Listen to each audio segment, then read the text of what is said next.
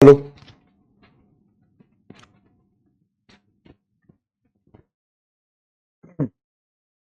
Hello hello hello आप सभी बच्चों को एमआर का बहुत बहुत नमस्कार। स्वागत है द सुपर एनर्जेटिक यकीन 2.0 बैच में।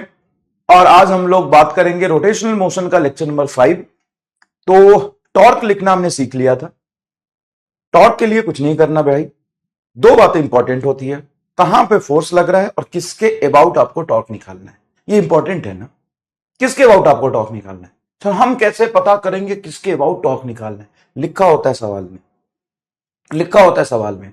सर कई बार सवाल में नहीं लिखा होता, आप ए और बी के अबाउट लिख लेते हो। तो वो जब बॉडी पूरी तरीके से रेस्ट में है तो हम इसके अबाउट भी टॉर्क जीरो कर सकते हैं, इसके अबाउट भी जीरो कर सकते हैं, इसके अबाउट भी जीरो कर सकते हैं। अगर मान लो इसके अबाउट टॉर्क जीरो कर रहे हैं और यहीं पे कोई फोर्स लग रहा है एक्सिस ऑफ रोटेशन पे भी, जिसके अबाउट हम टॉर्क लिखते हैं वही एक्सिस ऑफ रोटेशन हो जाता है। जिसके अबाउट हम टॉर्क लिखते हैं वही हमारा एक्सिस ऑफ रोटेशन हो जाता है। तो सवाल में कई बार तो आपको दिया होता है कि एक्सिस ऑफ रोटेशन ये है, नहीं दिया होता है तो थोड़ा निकालिए। और हमेशा फोर्स और आर एक दूसरे के परपेंडिकुलर होना चाहिए। ठीक है, तो आइए शुरू करते हैं। आज लेक्चर नंबर 5 है। लेक्चर नंबर 5 में जो होमवर्क था आपको वो सॉल्व कराएंगे। और rotational rotational rotational kinematics and dynamics पढ़ेंगे। Rotational kinematics and dynamics. Sir rotational kinematics क्या होता है? सर्कुलर काइनेमैटिक्स तो हमने पढ़ा था, इसलिए मैंने आपको कल बोला था कि जो सर्कुलर मोशन में सर्कुलर काइनेमैटिक्स पढ़ाया था, ओमेगा अल्फा थीटा के बीच में relation, equation of motion, uniform circular motion, non uniform circular motion, वो थोड़ा रिवाइज करके आने के लिए। तो आप में से बहुत सारे बच्चे रिवाइज करके आए होंगे, जो रिवाइज करके नहीं भी आए हैं तो कोई बात नहीं, सर्कुलर मोशन पर है तो यहां देखोगे तो धीरे धीरे याद आ जाएगा। तो यहां पे सर्कुलर मोशन रोटेशनल मोशन एक ही जैसा होता है लगभग लगभग। आपको आज डिफरेंस भी समझाएंगे कि circular motion and rotational motion में क्या फर्क है। Circular motion and rotational motion में क्या फर्क है वो भी आपको समझाएंगे। सबसे पहले ले चलते हैं होमवर्क की तरफ, जो मैंने आपको कल दिया था। क्या होमवर्क था भाई साहब बताइए प्लीज? होमवर्क क्या था? सर ये था एक रॉड, वो रॉड यहां पे कनेक्टेड था इससे, एक एंड यहां पे था, यहां पे एक एकदम एंड पे था, और दूसरा था बेटा कहीं यहां पे। अब इस रॉड का टोटल मास है m, लेंथ है l। तो ये जो था एक एंड से l/4 पर था। सेंटर ऑफ मास बीच में होगा तो सेंटर ऑफ मास से भी l/4 हो जाएगा। तो इन दोनों ही स्ट्रिंग में हमें क्या निकालना था? टेंशन निकालना था। तो दोनों स्ट्रिंग में टेंशन सेम नहीं होगा, इसको T1 बोल देता हूं तो ये कुछ T2 हो जाएगा। तो find T1 and T2, find T1 and T2। T1 and T2 की हमें क्या निकालनी है? वैल्यू निकालनी है। ये है रॉड, यही था सवाल। अच्छा, यहां पे ट्रांसलेशनल इक्विलिब्रियम के कंसेप्ट से, for the translational equilibrium, for translational equilibrium, translational equilibrium के कंसेप्ट से, इक्विलिब्रियम के कंसेप्ट से क्या आप ये लिख सकते हो कि ऊपर जो T1 लग रहा है और T2 लग रहा है वो mg के बराबर होगा। सर mg कहां लग रहा है? रॉड के सेंटर ऑफ मास पे। रॉड का ग्रेविटेशनल फोर्स नीचे mg लगेगा। ये इक्वेशन हो गया। हाँ sir. Sir if I take torque about centre of mass, तो क्या वो टॉर्क जीरो होगा? इफ आई टेक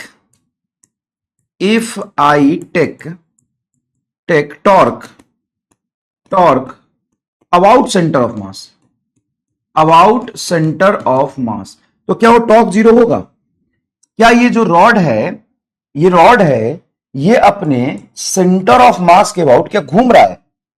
मतलब घूम रहा है कि रुका हुआ है? सर रेस्ट में है। अच्छा, घूम भी रहा होता यूनिफॉर्म ओमेगा से तो भी इस पर टॉर्क जीरो लगता।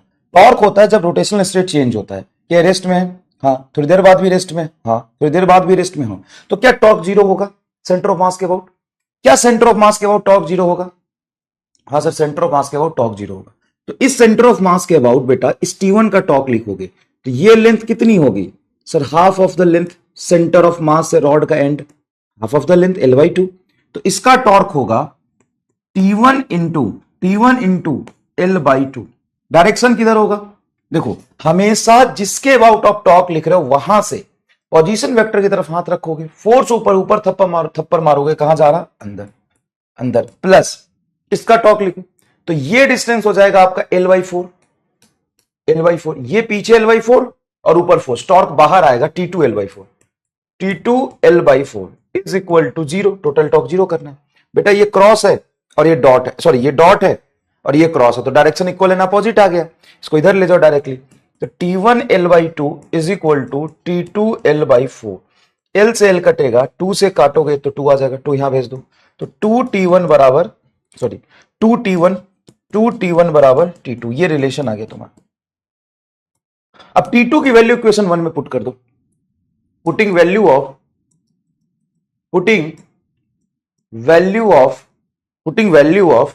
T2 इन इक्वेशन 1 में पुट कर दो, तो T1 प्लस T2 की जगह पे क्या रखोगे, 2T1 बराबर mg, 2T1 3T1 बराबर mg, तो T1 बराबर mg/3, T1 mg/3 है तो T1 का डबल T2 है, तो T2 हो जाएगा 2mg/3।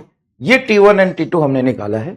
हमने किसके अबाउट टॉर्क 0 किया था, सेंटर ऑफ मास के अबाउट टॉर्क 0 किया था।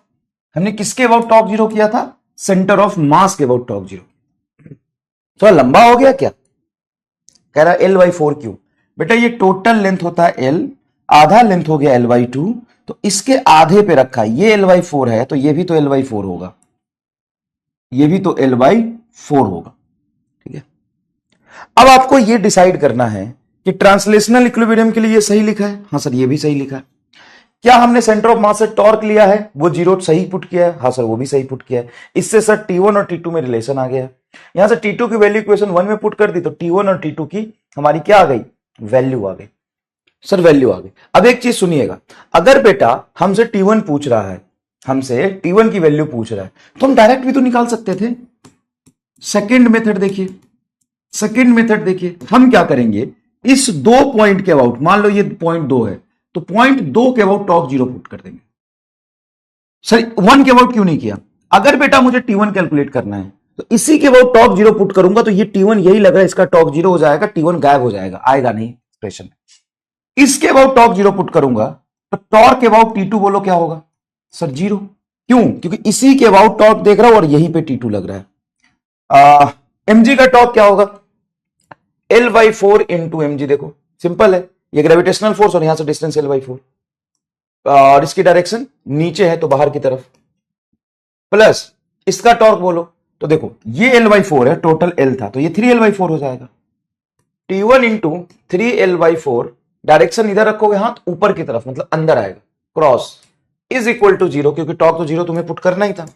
अब यहां से देखना जरा ध्यान से, ये इधर चला जाएगा तो T1 into 3L/4 is equal to mg into L/4, यहां से L/4 से L/4 सीधा कटेगा, 3 को नीचे ले जाओ, T1 बराबर आ गया mg/3। क्या ये डायरेक्टली mg/3 हमने निकाल दिया, हाँ सर डायरेक्टली mg/3 निकाल दिया, ये आंसर आ गया। ये आपका सेकेंड मेथड था, ये क्या था, सेकेंड मेथड था, ये सेकेंड मेथड था, ये डायरेक्टली T1 की वैल्यू निकाल दी। सर अगर मुझे डायरेक्टली सिर्फ T1 निकालना हो तो, T2 निकालना हो तो आप इस पॉइंट के बाद टॉर्क 0 कर दो, डायरेक्टली T2 की वैल्यू आ जाएगी। तो आपको कंसेप्ट समझना है कि अगर बेटा मुझे कह रहा है कि नहीं T1 और T2 का रेशियो निकालो, अगर T1 और T2 का सिर्फ रेशियो निकालना था, कि T1 और T2 का हमें क्या निकालना है, रेशियो निकालना है, तो T1 और T2 के रेशियो निकालने के लिए डायरेक्टली हम सेंटर ऑफ मास के अबाउट टॉर्क लिखते हैं और देखो T1 T2 का रेशियो आ गया, T1 by T2 is equal to 1:2, देखो T1 T2 का रिलेशन आ गया, हाँ सर डायरेक्टली आ गया। अगर आपको सिर्फ T1 पूछता है कि नहीं मुझे T1 की वैल्यू बताओ, तो बेटा सिर्फ T1 निकालने के लिए इस पॉइंट के अबाउट टॉर्क 0 करो, देखो इस पॉइंट से लिखोगे टॉर्क, तो टेंशन T2 यही से पास कर रहा है, तो इस T2 का टॉर्क क्या हो जाएगा 0, और mg के लिए पोजीशन वेक्टर इधर L/4 और फोर्स नीचे बाहर, और देखो इसका यहां से पोजीशन वेक्टर इधर, फोर्स ऊपर। जिस पॉइंट के अबाउट टॉर्क लिख रहे हो ना, वो पॉइंट देखना बहुत इंपॉर्टेंट है।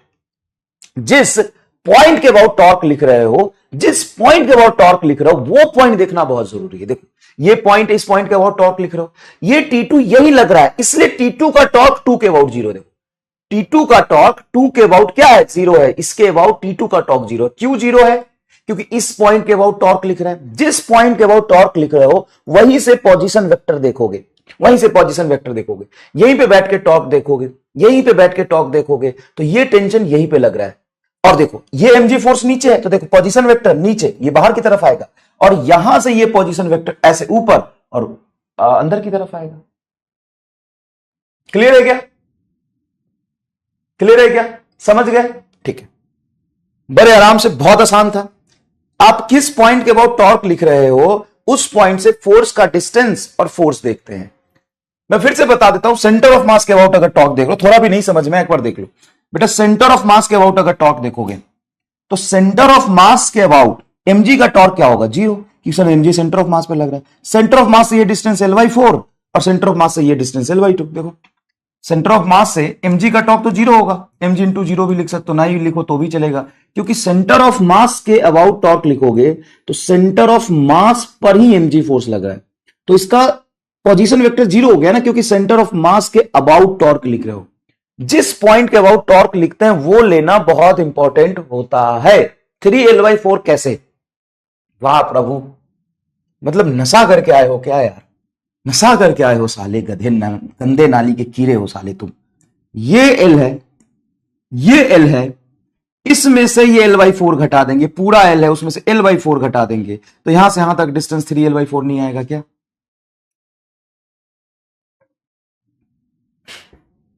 हम्म,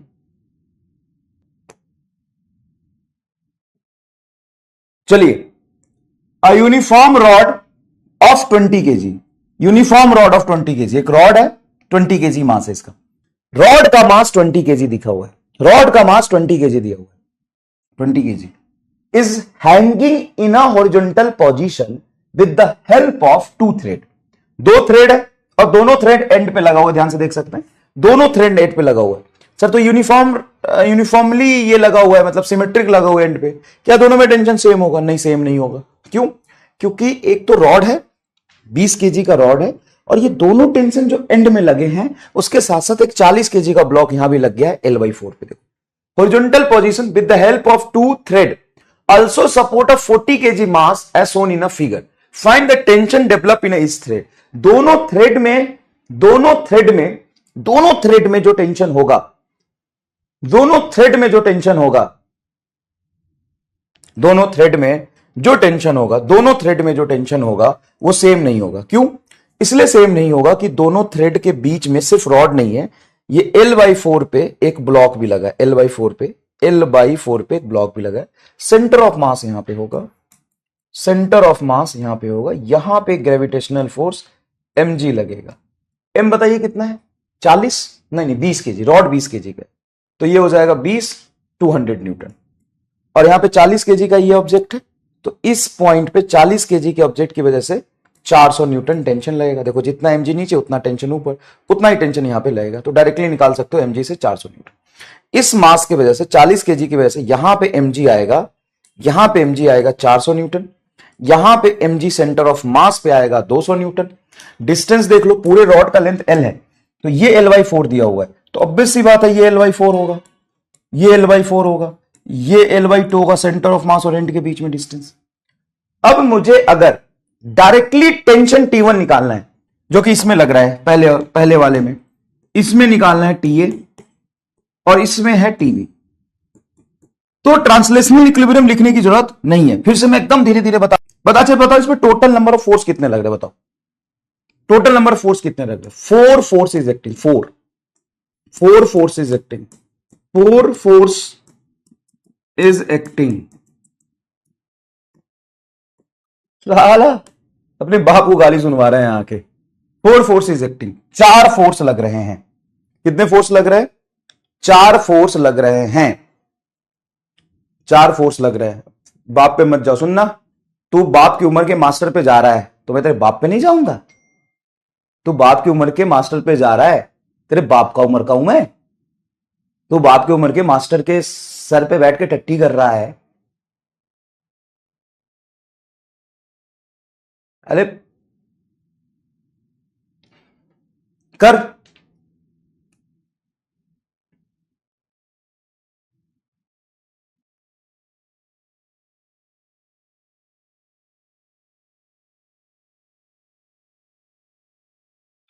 हाँ,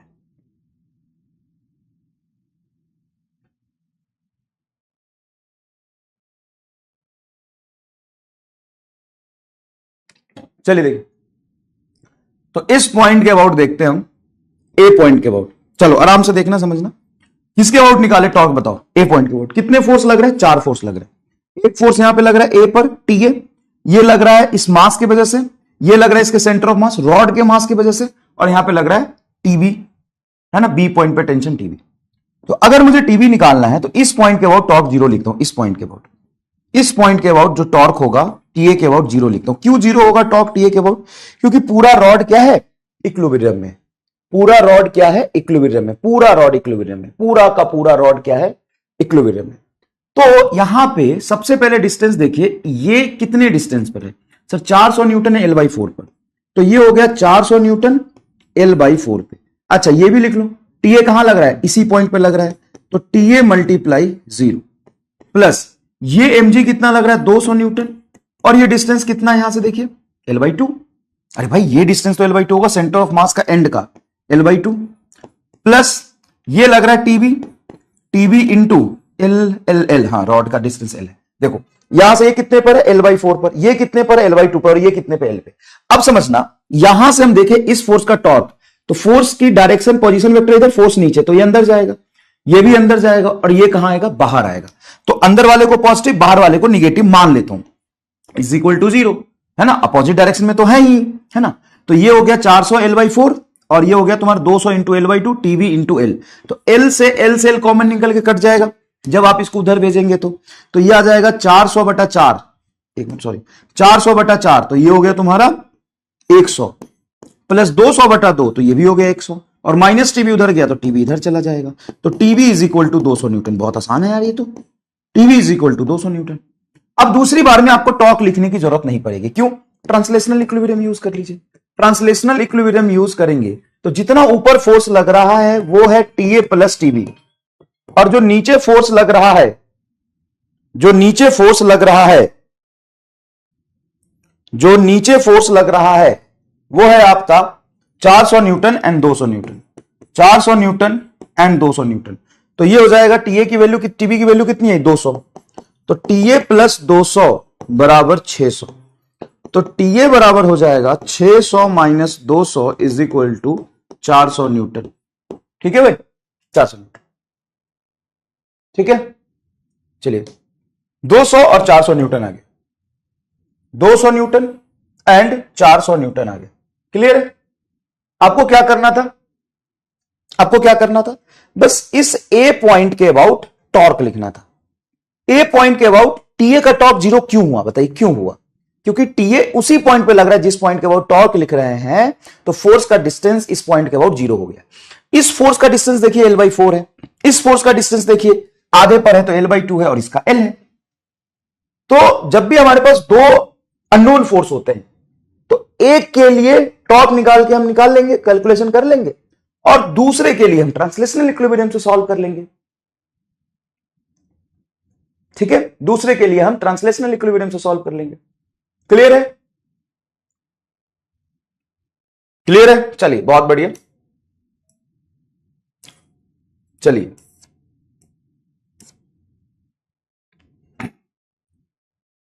और बैकलॉग वाले मत घुसो ना, सेंटर ऑफ मास थोड़ी ना वहां होगा, शिफ्ट होगा बेटा। सेंटर ऑफ मास सिर्फ रॉड का, हाँ सिस्टम का कहीं आगे पीछे जा सकता है, सिस्टम का आगे पीछे जा सकता है, लेकिन रॉड, सिर्फ रॉड का सेंटर ऑफ मास लिखा है मैंने, तभी तो सिर्फ रॉड का ग्रेविटेशनल फोर्स लिया है। पूरे सिस्टम का सेंटर ऑफ मास लेते तो पूरे सिस्टम का फोर्स लेते, लेकिन पूरे सिस्टम का नहीं लिया ना, इस 40 केजी का अलग लिया है, और इस 20 केजी का सेंटर ऑफ मास तो यही होगा ना, 20 केजी का सेंटर ऑफ मास तो यही होगा ना, सिर्फ 20 केजी का सेंटर ऑफ मास तो यही होगा ना। चलिए ऐसा सवाल मैंने आपको कल कराया था, दोबारा से एक ऐसा सवाल करा देता हूं, है ना, जिससे तुम्हें टॉर्क लिखना अच्छे से आ जाएगा। देखो ये एक सर्कुलर रिंग है, उस सर्कुलर रिंग को मैं फिर से एक बार बना लेता हूं, सर्कुलर रिंग को फिर से एक बार बना लेता हूं। ये सर्कुलर रिंग है, ये सर्कुलर रिंग है, और देखिए ये फोर्स ना यहां पे लग रहा है आपका F3, ये फोर्स F3 है, देखिए ध्यान से, ये मैंने ब्लू कलर से बनाया है, ये ग्रीन कलर से मैंने बनाया ये फोर्स जो कि वर्टिकल से 30 डिग्री पर है। दूसरा फोर्स F2, F1 ये लग रहा फोर्स F1 F के बराबर है, ये लग रहा तेरा F5, ये रहा F5, और ये रहा तेरा F4। तो कितने फोर्स लगा रहे हैं ध्यान से देखिए, कितने फोर्स लगा रहे हैं ध्यान से देखिए। बेटा ये है F1 जो कि F के बराबर ऊपर लग रहा है, ये है F2 जो इधर लग रहा है वर्टिकल से 30 डिग्री पर, F2 हो गया। ये F3 है जो F आगे लग रहा है, ये F4 है जो आगे लग रहा है, और ये F5 है ऐसे लग रहा है। अब सभी का टॉर्क मुझे इस ओरिजिन के O के अबाउट, सेंटर के अबाउट बताना है, नेट टॉर्क अबाउट O बताना है। सो ठीक है ना, तो एक एक करके हम बात करेंगे बेटा, एक एक करके। सबसे पहले हम F1 के बारे में बात करें। तो देखो इस पॉइंट के अबाउट ये पोजीशन वेक्टर है, हाँ कितना एंगल बना रहा है फोर्स से, 90 डिग्री। तो परपेंडिकुलर डिस्टेंस इस फोर्स से एक्स एक्सिस में आर और फोर्स वाई एक्सिस में देखो 90 डिग्री है। तो इस पॉइंट के अबाउट ये डिस्टेंस जहां पे फोर्स लग रहा है, ये डिस्टेंस और ये फोर्स दोनों 90 डिग्री पर है। तो ये हो जाएगा पहला टॉर्क 1, लिख लेते हैं इसको, टॉर्क 1 हो जाएगा एफ आर, बस टॉर्क 1 हो गया। टॉर्क 2 लेते हैं, इसका टॉर्क लेते हैं। तो इसका टॉर्क जब लेंगे आप तो देखिए ओरिजिन से ये पोजीशन वेक्टर हुआ, हाँ सर ये पोजीशन वेक्टर हुआ, इधर फोर्स लग रहा है, इस फोर्स का दो कंपोनेंट होगा, एक ऊपर और एक आगे। आराम से देखिए इस दोनों डायग्राम में फर्क देखिए, दोनों डायग्राम में फर्क देखिए। बताइए ये जो फोर्स था इस पॉइंट पे, क्या पोजीशन वेक्टर से एग्जैक्टली परपेंडिकुलर था? हाँ, इससे ये पोजीशन वेक्टर है जहां पे फोर्स लग रहा है, और फोर्स किधर लग रहा है? इस तरफ लग रहा है। तो आप क्या करेंगे, इस फोर्स का एक कंपोनेंट लेंगे ऊपर जो कि होगा F cos 30 जो पोजीशन वेक्टर के लॉन्ग है, F sin 30 जो पोजीशन वेक्टर के परपेंडिकुलर। देखिए ऐसे हमें पोजीशन वेक्टर के परपेंडिकुलर लेना है, तो ये हो जाएगा R F sin 30। sin 30 होता है 2 FR बाई, ठीक है। टॉर्क 3 देखिए, टॉर्क 3 क्या है? तो जहां पे फोर्स 3 लग रहा है उस पॉइंट को इससे पोजीशन वेक्टर देखेंगे। ये पोजीशन वेक्टर और फोर्स दोनों पैरेलल है। देखिए ये पोजीशन वेक्टर और फोर्स दोनों पैरेलल है। देखिए कोई भी परपेंडिकुलर कंपोनेंट नहीं आएगा, टॉर्क 0 आएगा। देखिए ना ओरिजिन से ये परपेंडिकुलर डिस्टेंस और ये देखिए फोर्स, ये दोनों 90 डिग्री पर है। यहां पर देखिए जितना पोजीशन वेक्टर है उसी डायरेक्शन में फोर्स लग गया। अच्छा टॉर्क 4 देखिए, ये पोजीशन वेक्टर है जहां पे फोर्स लग रहा है ये। हाँ सर समझ गया, समझ गया। अब एक बात बताओ, तुम खुद सोचो, एक्स एक्सिस में फोर्स है, पोजीशन वेक्टर थोड़ा टेढ़ा नहीं है? हाँ, इसका दो कंपोनेंट होगा, एक ये होगा F आर का 60 डिग्री ये गिवन है, तो आर का ये कंपोनेंट होगा R cos 60 और आर का ये कंपोनेंट होगा R sin 60। sin 60 हम नहीं लेंगे क्योंकि इस आर का जो हॉरिजॉन्टल कंपोनेंट है फोर्स की तरफ आ गया, इस आर का वर्टिकल कंपोनेंट देखो ये है R sin 60, तो ये होगा F R sin 60। F5, तो F5 जो फोर्स लग रहा है देखो ये पोजीशन वेक्टर और ये फोर्स दोनों देखो 180 डिग्री का एंगल बना रहा, तो टॉर्क 5 हो जाएगा जी। अभी हमने सिर्फ वैल्यू निकालनी है, डायरेक्शन बाद में देखेंगे।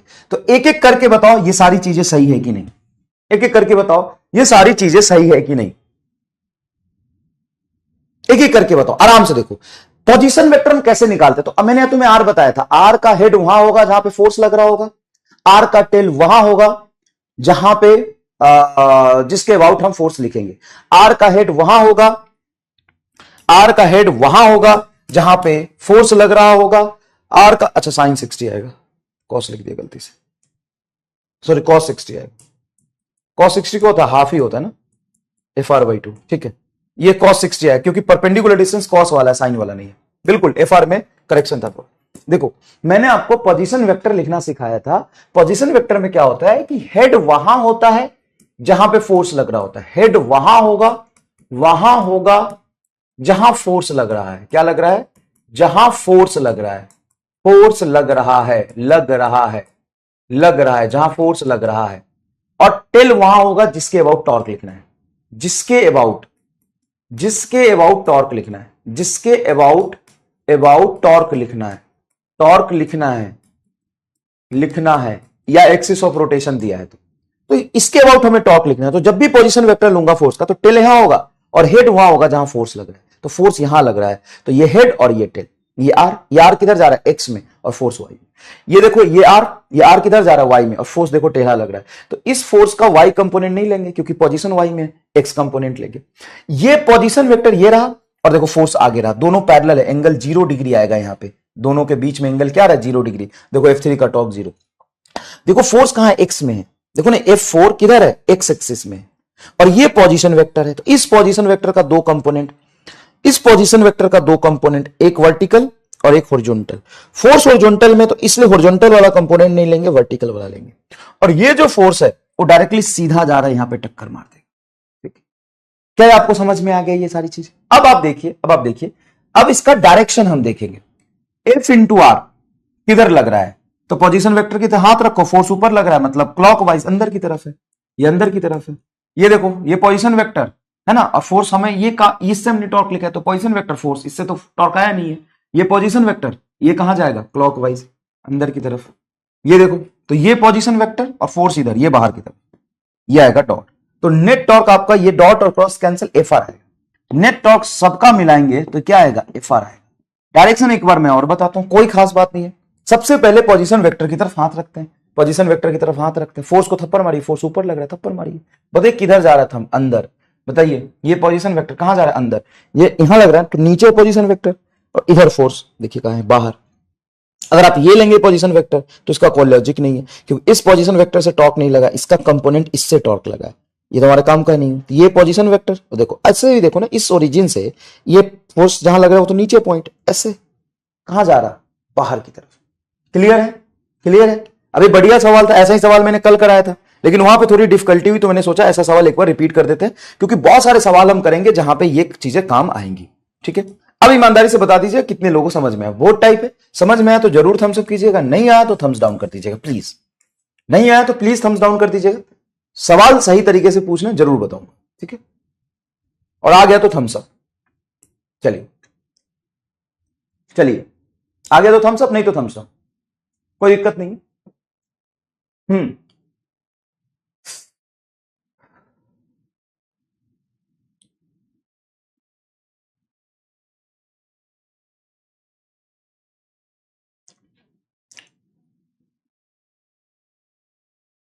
ठीक है, चलिए। तो ये बहुत इंपॉर्टेंट सवाल था और ये भी हमने करा दिया। अब आइए ट्रांसलेशनल मोशन, रोटेशनल मोशन और रोलिंग मोशन समझते हैं।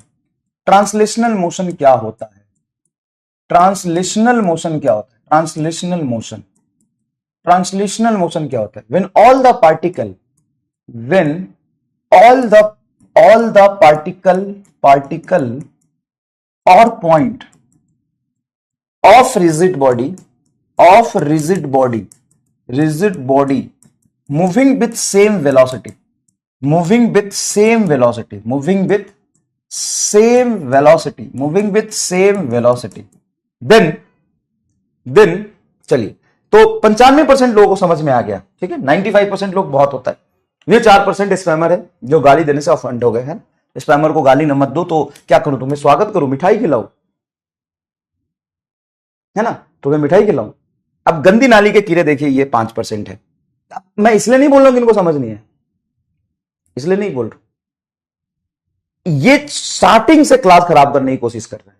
ले भाई सुनना, तो 95% में से तो नीचे का 5% है, इसमें से 1-2% जेन्यून में बोल दूं तो 3% गंदी नाली के कीड़े इस क्लास में घुस के पूरा क्लास खराब कर,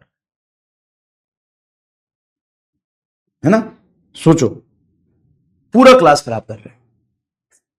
3% है वो। अब उसी 3% को मैं बोल रहा हूं, उसी 3% को मैं बोल रहा हूं, 1-2% को छोड़ देता हूं, तो उसी 3% को बोल रहा हूं, नाले तेरे पूरा खानदान गंदी नाली का कीड़ा है जो इधर उधर फैला हुआ है। तुम जो कर रहे हो वो अपने पिताजी से ही सीखे होगे। ऐसा तो नहीं है कि तुम गंदी नाली के कीड़े हो, तुम खराब कर रहे हो चीजों को, वहां खानदानी ऐसा होगा, तो इसमें तेरी गलती नहीं है, तेरे पिताजी की गलती है बेटा। ठीक है, चल अब इससे ज्यादा आगे कुछ नहीं बोलूंगा, अब एकदम पढ़ाऊंगा मस्त हो गया। ठीक है, चलिए। When all the particle point of rigid body moving with same velocity, then body is in pure translational motion, pure translational motion, translational motion, translational। 5% में से 2% जेन्युइन को मैंने छोड़ दिया, याद रखिएगा, बाकी 3% जानबूझ के परेशान कर रहे हैं, उन्हीं को बोला है, हाँ उन्हीं को। When all the particle or point of rigid body moving with same velocity, then body is in pure translational motion, body is in pure translational motion। देखो ये बॉडी है, इस बॉडी का मान लो एक पॉइंट यहां है, एक पॉइंट यहां, एक पॉइंट यहां, एक पॉइंट यहां, एक पॉइंट यहां, एक पॉइंट हुआ है। सबकी वेलोसिटी क्या है, अगर सेम है, सबकी वेलोसिटी अगर सेम है तभी हम इसको बोलेंगे प्योर ट्रांसलेशनल मोशन। सबकी वेलोसिटी क्या सेम है, ये v1 बराबर v2 बराबर v3 बराबर v4 बराबर v5 बराबर v6, मान लो ये रॉड है और एकदम ऐसे चल रहा है, ऐसे चल रहा है, देखो ऐसे चल रहा है, एम सीधा सीधा सीधा सीधा ऐसे चल रहा है, तो इसको बोलोगे प्योर ट्रांसलेशन है। बेटा अगर ये ऐसे चलते चलते चलते चलते थोड़ी देर बाद आपको कुछ ऐसे दिखे, ऐसा दिखे, तो आप बोलोगे प्योर ट्रांसलेशन नहीं है, इसमें कुछ रोटेशन भी आ गया है। कैसे? देखो ना, अगर ये पूरा सीधा है, चलते चलते चलते चलते चलते थोड़ा टेढ़ा दिखे, टेढ़ा दिखने का मतलब क्या है कि इसकी वेलोसिटी कम इसकी ज्यादा रही होगी। देखो आपको नहीं लग रहा है ये धीरे धीरे चल रहा है, ये भी आगे चल रहा है, धीरे धीरे चल रहा है, और ये तेजी से चल रहा है। इसको हम प्योर ट्रांसलेशन नहीं बोल सकते, इसको हम प्योर ट्रांसलेशनल नहीं बोल सकते। प्योर ट्रांसलेशनल में हमेशा और हर पॉइंट की वेलोसिटी सेम होती है। प्योर ट्रांसलेशनल में v1, v2, v3, v4, v5, v6 सबकी वेलोसिटी सेम होती है। क्या होती है? सबकी वेलोसिटी सेम होती है, हर पॉइंट की वेलोसिटी सेम होती है। व्हेन ऑल द पार्टिकल और point of rigid body moving with same velocity then body is in pure translation motion. ठीक है सर। रोटेशनल मोशन क्या होता है? रोटेशनल मोशन क्या होता है? प्योर, इनफैक्ट पहले हम बात करेंगे प्योर रोटेशनल मोशन क्या होता है। तो प्योर रोटेशनल मोशन के लिए समझिएगा, प्योर रोटेशनल मोशन के लिए समझिएगा, when all the पार्टिकल मतलब इस पेन के बहुत सारे छोटे छोटे ये पार्टिकल होंगे, ये पार्टिकल होंगे, अलग अलग पार्टिकल होंगे, ये पार्टिकल होंगे, छोटे छोटे पार्टिकल होंगे।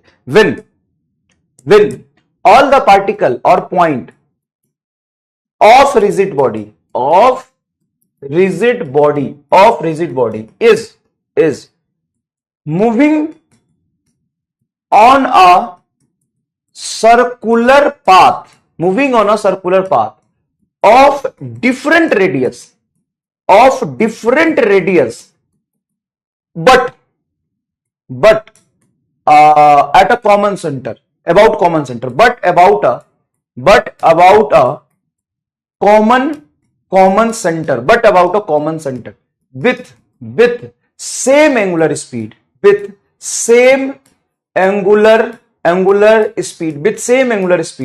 and different linear velocity,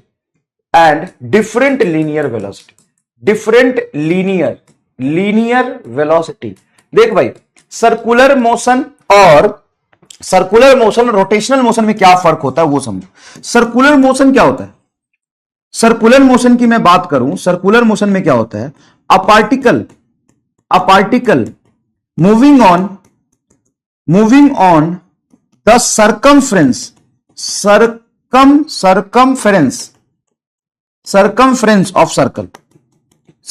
of circle.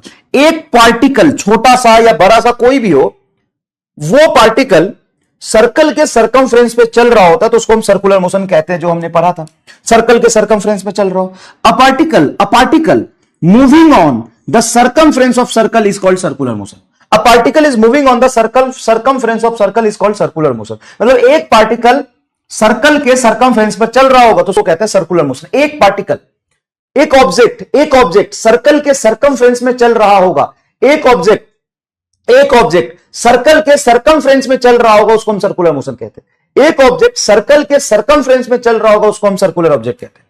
एक ऑब्जेक्ट सर्कल के सरकमफ्रेंस में चल रहा होगा, उसको हम सर्कुलर मोशन कहते हैं। लेकिन किसी रिजिड बॉडी का बहुत सारा पार्टिकल अलग अलग रेडियस के सर्कुलर मोशन में चल रहा होगा, लेकिन सबका सेंटर सेम होगा, उसको रोटेशनल मोशन कहते हैं। मतलब सर्कुलर मोशन में एक पार्टिकल सर्कुलर पाथ पे चलता है, सर्कुलर मोशन में एक पार्टिकल सर्कुलर पाथ पे चलता है, सर्कुलर मोशन में एक पार्टिकल सर्कुलर पाथ पे चलता है। रोटेशनल मोशन में लाखों पार्टिकल सर्कुलर पाथ पे चलते हैं। देखो, लाखों पार्टिकल सर्कुलर पाथ पे चलते हैं। देखो क्या लिखा है, when all the particles or point of rigid body is moving on a circular path पे चल रहा सारे particle of different radius but about a common center with the same angular speed and different linear velocity। चलो जैसे तुम्हें मैं यहां पे रॉड बना के दिखाता हूं। देखिए ये रॉड है, मान ली ये रॉड है, छोटा रॉड बनाने तो ऐसे ये रॉड है, और इस रॉड को बेटा यहां पे मैंने हिंज कर दिया मतलब फिक्स कर दिया ये पॉइंट। अब ये रॉड इसके अबाउट घूमेगा। अब देखो रॉड की तो ये भी पॉइंट है, ये भी पॉइंट है, ये भी पॉइंट है, ये भी पॉइंट है, सारे पॉइंट अलग अलग है कि नहीं है? हाँ। अब मान लीजिए रॉड यहां से चल के कहीं यहां पहुंचा, घूमते हुए रॉड यहां पहुंचा, तो एक बात बताओ, क्या ये सर्कुलर पाथ पे चल रहा है? हाँ सर, ये देखो ऐसे सर्कुलर पाथ पे चला, ये इस सर्कुलर पाथ पे चला, ये इस सर्कुलर पाथ पे चला, ये इस सर्कुलर पाथ पे चला, सबकी रेडियस सेम है कि अलग है? सब डिफरेंट रेडियस पे चल रहा है सर, लेकिन सबका सेंटर कॉमन है। देखो ये O, इसी को हम एक्सिस ऑफ रोटेशन बोल देते हैं। Axis of rotation, axis of rotation will pass through that common center, will pass through that common center, that common center। अब एक चीज और कि भाई जितना एंगल ये घूमा है थीटा, क्या उतना ही एंगल ये घूमा है? क्या उतना ही एंगल ये घूमा है? क्या उतना ही एंगल ये घूमा? हाँ, इस लाइन और इस लाइन के बीच में सारा एंगल तो सेम होगा। हाँ, लेकिन डिस्टेंस सारे पार्टिकल अलग अलग चले हैं क्या? अगर मैं इसको नाम देता हूं 1 2 3 4 पार्टिकल, तो सबका एंगुलर स्पीड क्या होगा? सेम होगा। सबका एंगुलर स्पीड क्या होगा? सेम होगा। लेकिन सबकी लीनियर स्पीड सेम नहीं होगी, क्योंकि वैसे भी सर्कुलर मोशन में आपने पढ़ा है कि सर्कुलर पाथ में जब ऑब्जेक्ट चलता है तो v बराबर r ओमेगा बोलते हैं। ओमेगा तो सबका सेम है, लेकिन देखिए वही रेडियस सबका क्या है? डिफरेंट है। इसीलिए आपका वेलोसिटी क्या हो जाएगा? डिफरेंट हो जाएगा। मतलब what is circular motion? Circular motion a motion in which particle move on the circumference of circle. If one particle move on the circumference of circle, when one particle move on the circumference of a circle,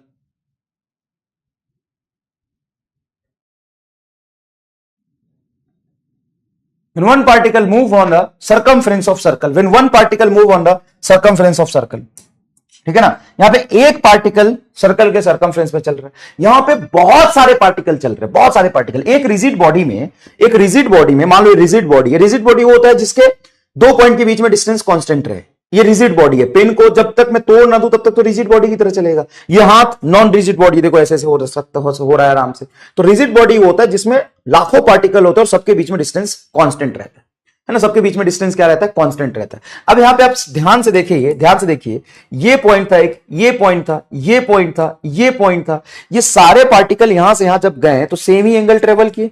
हाँ sir, same angle travel कर रहे हैं, सारे same angle travel कर रहे हैं, तो angular speed तो सबकी सेम है। अच्छा देखो, t0 पे यहां था, t1 पे आया, तो सब सेम ही टाइम में गया है, सेम एंगल ट्रेवल किया है, तो एंगुलर स्पीड सबका सेम होगा। लेकिन सारे पार्टिकल अलग अलग रेडियस में घूम रहे हैं। सारे पार्टिकल क्या हो रहा है? अलग अलग रेडियस में घूम रहे हैं।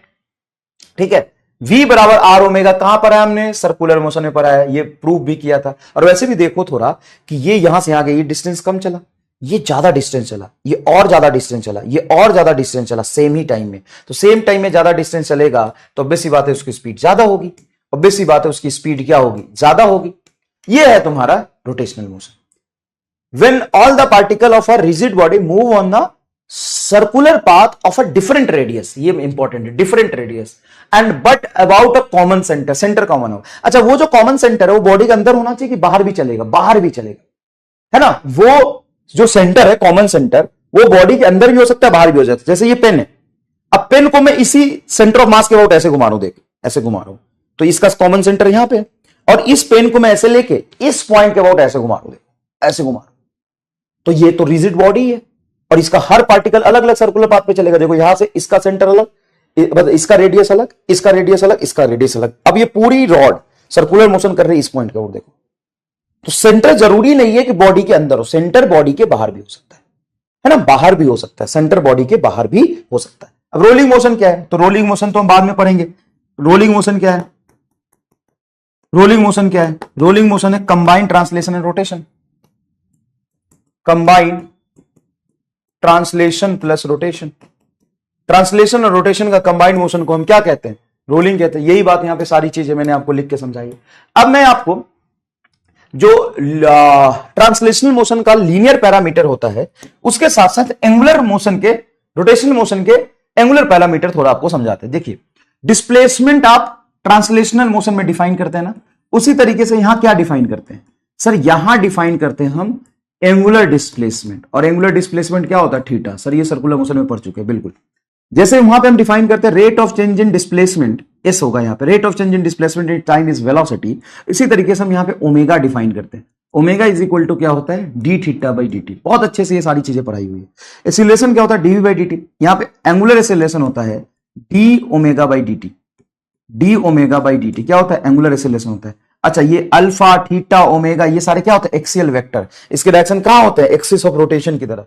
जैसे हमने लीनियर मोशन का स्टेट चेंज करते हैं फोर्स से, फोर्स को लिखते हैं DP by D T, F बराबर एम ए। उसी तरीके से यहां पे टॉर्क होता है, जैसा वहां फोर्स होता है, यहां पे क्या होता है? टॉर्क। टॉर्क बराबर होता है आई इंटू अल्फा, या ये भी कह सकते हैं D L by D T, जहां पे एल एंगुलर मोमेंटम है। एल क्या है? Angular momentum. तो मैं तुम्हें यहां पे सिमिट्रिसिटी से पढ़ाने की और समझाने की कोशिश कर रहा हूं। सर सिमिट्रिसिटी क्या होता है? जैसा बॉडी जब एक पाथ पे चलता है, स्ट्रेट लाइन पे चलता है, तो उसका कुछ डिस्प्लेसमेंट, वेलोसिटी, एक्सीलरेशन, उस पे फोर्स लग रहा होता है जो एक्सीलरेशन पैदा करेगा। ठीक उसी तरीके से लीनियर डिस्प्लेसमेंट जैसा होता है वैसा एंगुलर होता है theta. Linear velocity, angular velocity. Linear acceleration, angular acceleration alpha. Force बराबर एम ए, टॉर्क बराबर आई अल्फा। जिधर टॉर्क लगेगा उधर अल्फा पैदा होगा। देखो टॉर्क बराबर आई अल्फा, टॉर्क बराबर आई अल्फा, एफ बराबर एम ए, टॉर्क बराबर आई अल्फा। और यकीन मानिए इतना सा तो सिमेट्रिसिटी से आपको फील आ गया ना, सवाल को एकदम गर्दा उड़ा देंगे। देखिए एफ बराबर एम ए, टॉर्क बराबर आई अल्फा, एफ बराबर एम ए, टॉर्क बराबर आई अल्फा, एफ बराबर एम ए, टॉर्क बराबर आई अल्फा। अच्छा, इसमें जैसा सवाल होता है ना लीनियर मोशन में फोर्स पे बेस्ड बहुत लेंदी सा, वैसा इसमें सवाल नहीं होता। इसमें सिंपल होता है, अल्फा निकाल दिया हुआ है, आई निकाल लो, टॉर्क बराबर आई अल्फा। मोमेंटम आप पढ़ते हो P बराबर एम बी, मोमेंटम पढ़ते हो ना P बराबर एम बी, उस तरीके से यहां पे एंगुलर मोमेंटम होता है आई ओमेगा, जो हम आगे पढ़ेंगे। Rate of change in linear momentum force होता है, rate of change in linear momentum force होता है, rate of change in angular momentum torque होता है। वहां पे वो एफ वर्क कैसे निकालते थे? एफ डॉट एस से वर्क निकालते थे, एफ डॉट डी एस से इंटीग्रेट करके। यहां पे वर्क क्या होगा बताना जरा? Torque dot theta, torque into D theta. Simple. Linear force F, linear force F, linear displacement S, angular force torque, angular displacement theta. अब मैं आपको सिमेट्रिसिटी से फॉर्मूला समझाने की कोशिश कर रहा हूं। अब जैसे यहां पे सिंपल वेक्टर फॉर्म में सवाल आता है कि फोर्स दे दिया, डिस्प्लेसमेंट दे दिया, डॉट प्रोडक्ट करके वर्क निकालो, है ना? डॉट प्रोडक्ट करके क्या निकालो? वर्क निकालो। एफ डॉट एस से डॉट प्रोडक्ट करके वर्क निकालो। उसी तरीके से यहां पे वर्क होता है टॉर्क डॉट थीटा। अगर टॉर्क और थीटा वेक्टर फॉर्म में दे दिया तो क्या इसका डॉट प्रोडक्ट करके आप वर्क निकाल सकते हैं? डॉट प्रोडक्ट करके वर्क निकाल सकते हैं। सर आसानी लग रहा है। जैसे वहां पे काइनेटिक एनर्जी होती है हाफ एम बी स्क्वायर, है ना? Half M B square kinetic energy, या पी स्क्वायर बाई 2m, ये काइनेटिक एनर्जी होता है। यहां पे काइनेटिक एनर्जी कैसा होगा? जैसा लीनियर मास होता है यहां पे मोमेंट ऑफ इनर्शिया होता है, जैसा वेलोसिटी होता है यहां पे ओमेगा होता है, तो ये हो जाएगा हाफ आई ओमेगा स्क्वायर। ये सारा पढ़ाऊंगा लेकिन सिमेट्रिसिटी से बता रहा हूं। एल स्क्वायर बाई 2i, कैसे? मोमेंटम बटा 2 टाइम्स ऑफ मास, तो एंगुलर मोमेंटम बटा 2 times of moment of inertia. Power, तो पावर को एफ डॉट वी से डिफाइन करते हैं वहां पे, वर्क अपॉन टाइम। यहां भी पावर क्या हो जाएगा? Torque dot omega. सर नहीं समझ में आया बेटा, तुमको फिर ये नहीं समझ में आया था? तुमको वर्क एनर्जी पावर में जब मैंने ये समझाया था तो यही नहीं समझ में आया था तुम्हें। अब मैं क्या कर सकता हूं बोलो? Power F dot V, F is force, V is velocity, torque omega, ये एंगुलर फोर्स और ये एंगुलर वेलोसिटी। ये सर आसान ही तो है। हाँ बिल्कुल आसान है, बिल्कुल आसान है, ठीक है, बिल्कुल आसान है। इंपल्स, इंपल्स होता है change in momentum, M dot delta V, F dot D T, यहां पे होगा I delta omega is angular impulse, angular impulse, angular impulse, angular impulse, L delta omega, change in angular momentum delta L, angular impulse is change in angular momentum delta L, जो होगा L delta omega. ये सब पढ़ेंगे। पूरा angular momentum 2 lecture लगेगा समझने में, और एंगुलर मोमेंटम पे बहुत सारे सवाल होते हैं, बहुत सारे सवाल होते हैं। यहां पे मैं सिमेट्रिसिटी से रिलेशन बताने की कोशिश किया, और सिर्फ इतना समझ जाओगे नीट में 50 साल में जितने सवाल पूछे ना सब आपसे डायरेक्ट हो जाएंगे। हाँ थोड़ा दिमाग लगाना पड़ेगा, वहां पे हम चल के दिमाग बिल्कुल लगाएंगे, कोई दिक्कत नहीं है, लेकिन नीट में जो 50 साल में सवाल पूछे ना वो डायरेक्ट कर सकता है। सिंपल सिंपल सीधा सीधा रिलेशन है। मैंने लिख भी दिया है, लिख भी दिया, ये लिख भी दिया, अलग से भी लिख दिया है एंगुलर डिस्प्लेसमेंट, लेकिन तुम अलग से मत लिखना, इसी में लिखना कि लीनियर वाला पैरामीटर उसके साथ देखो एंगुलर पैरामीटर चिपक जाएगा, जैसा लीनियर पैरामीटर है एंगुलर पैरामीटर चिपक जाएगा, ठीक है। अच्छा चलो, इक्वेशन ऑफ मोशन कब लगाते थे? जब हमारा एक्सेलरेशन कांस्टेंट होता था। वेरिएबल एक्सेलरेशन के लिए इंटीग्रेशन डिफरेंशिएशन नाली कंसेप्ट लगाते हैं। हाँ सर, तो सर ये तो आप रिवाइज करा रहे हो। हाँ, इक्वेशन ऑफ मोशन भी रिवाइज करा देते हैं। आइए, जैसे एस बराबर क्या होता है? एस बराबर होता है U T plus half A T square, V बराबर होता है U plus A T, V square बराबर U square minus 2 A S, S nth होता है u plus A by two into two N minus one. एक डिस्प्लेसमेंट का फॉर्मूला याद है, अगर इनिशियल वेलोसिटी फाइनल वेलोसिटी आपको पता है कांस्टेंट एक्सेलरेशन के लिए, तो एस बराबर u plus v by two into T होता है। ये रेस्ट टू रेस्ट का डिस्प्लेसमेंट याद है, रेस्ट टू रेस्ट का, हाँ सर रेस्ट टू रेस्ट में होता है पार्टिकल पहले चलता है अल्फा एक्सेलरेशन से, फिर बीटा रिटार्डेशन से चल के रुक जाता है, तो टोटल टी टाइम इतना डिस्प्लेसमेंट चलता है। इस केस में मैक्सिमम वेलोसिटी भी हमने पढ़ी थी sir, alpha beta divided by alpha beta into simple T. Rest to rest में मैक्सिमम वेलोसिटी कितना होगा ये पढ़ी थी। External force rate of change in momentum होता है, ये तो होता है, ये कोई बात नहीं। अच्छा ये भी पढ़ा था क्या, इस स्टॉपिंग डिस्टेंस का फॉर्मूला क्या पढ़ा था बताना जरा। Stopping distance sir third equation of motion से यूज करके निकाला था ना, you square by two times of retardation. अगर कोई बॉडी यू स्पीड से चल रहा है और ए रिटार्डेशन लगाया है तो कितना डिस्टेंस चल के रुक जाएगा, ये स्टॉपिंग डिस्टेंस का फॉर्मूला था। अच्छा अच्छा वी स्क्वायर बराबर U square minus two S two N minus one, सब सही तो लग रहा है, सही तो लग रहा है। V square U square plus two S, हाँ ये प्लस होगा, सॉरी वी स्क्वायर बराबर यू स्क्वायर प्लस टू, सही कह रहे हो प्लस होगा, ठीक है। चलो स्टॉपिंग डिस्टेंस पढ़ा था। अच्छा इसमें यह भी पढ़ा था आपने, motion start from rest and constant acceleration. Motion start from rest, ये लिखना जरूरी, start from rest and constant acceleration, then displacement in first second, displacement in second, displacement in third second मतलब 3 सेकंड का है कि 1 सेकंड के interval का।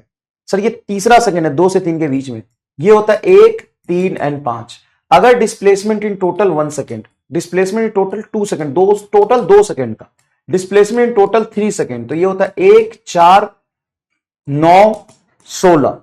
एक का होल स्क्वायर, 2 का होल स्क्वायर, 3 का होल स्क्वायर, 4 का होल स्क्वायर, ये 7, 9 ऐसे आएगा, और ये इस तरीके से है। ये हमने पढ़ा था सर, ये भी पढ़ा था। अच्छा याद करिए सर्कुलर मोशन में जब पढ़ा था हमने कि बॉडी जब घूमता है, सर घूमता है कांस्टेंट एंगुलर एक्सेलरेशन से, तो क्या ये सारी चीजें हम लगा सकते हैं? हाँ सर ये सारा आपने बताया हुआ है, क्या बताया जरा बताना। तो ओमेगा फाइनल बराबर omega initial plus alpha T. अब बताइए ये पढ़ा है कि नहीं पढ़ा है आपने? हाँ पढ़ा है। थीटा बराबर omega initial T plus half alpha T square, sir पढ़ा है। और थीटा एनएथ बराबर होता है omega initial plus alpha by two into two N minus one. अच्छा स्टॉपिंग एंगल, ये भी मैंने आपको सर्कुलर मोशन में पढ़ा दिया था, ओमेगा इनिशियल का whole square by two alpha. Stopping angle जैसी चीज आपने पढ़ी थी, एग्जाम्पल क्या देके समझाया था याद है आपको? कि जैसे मान लो कि फैन चल रहा है और अचानक से फैन को मैंने बंद कर दिया, तो फैन के अंदर जो रेसिस्टिव फोर्स होगा वो रेसिस्टिव फोर्स क्या करेगा?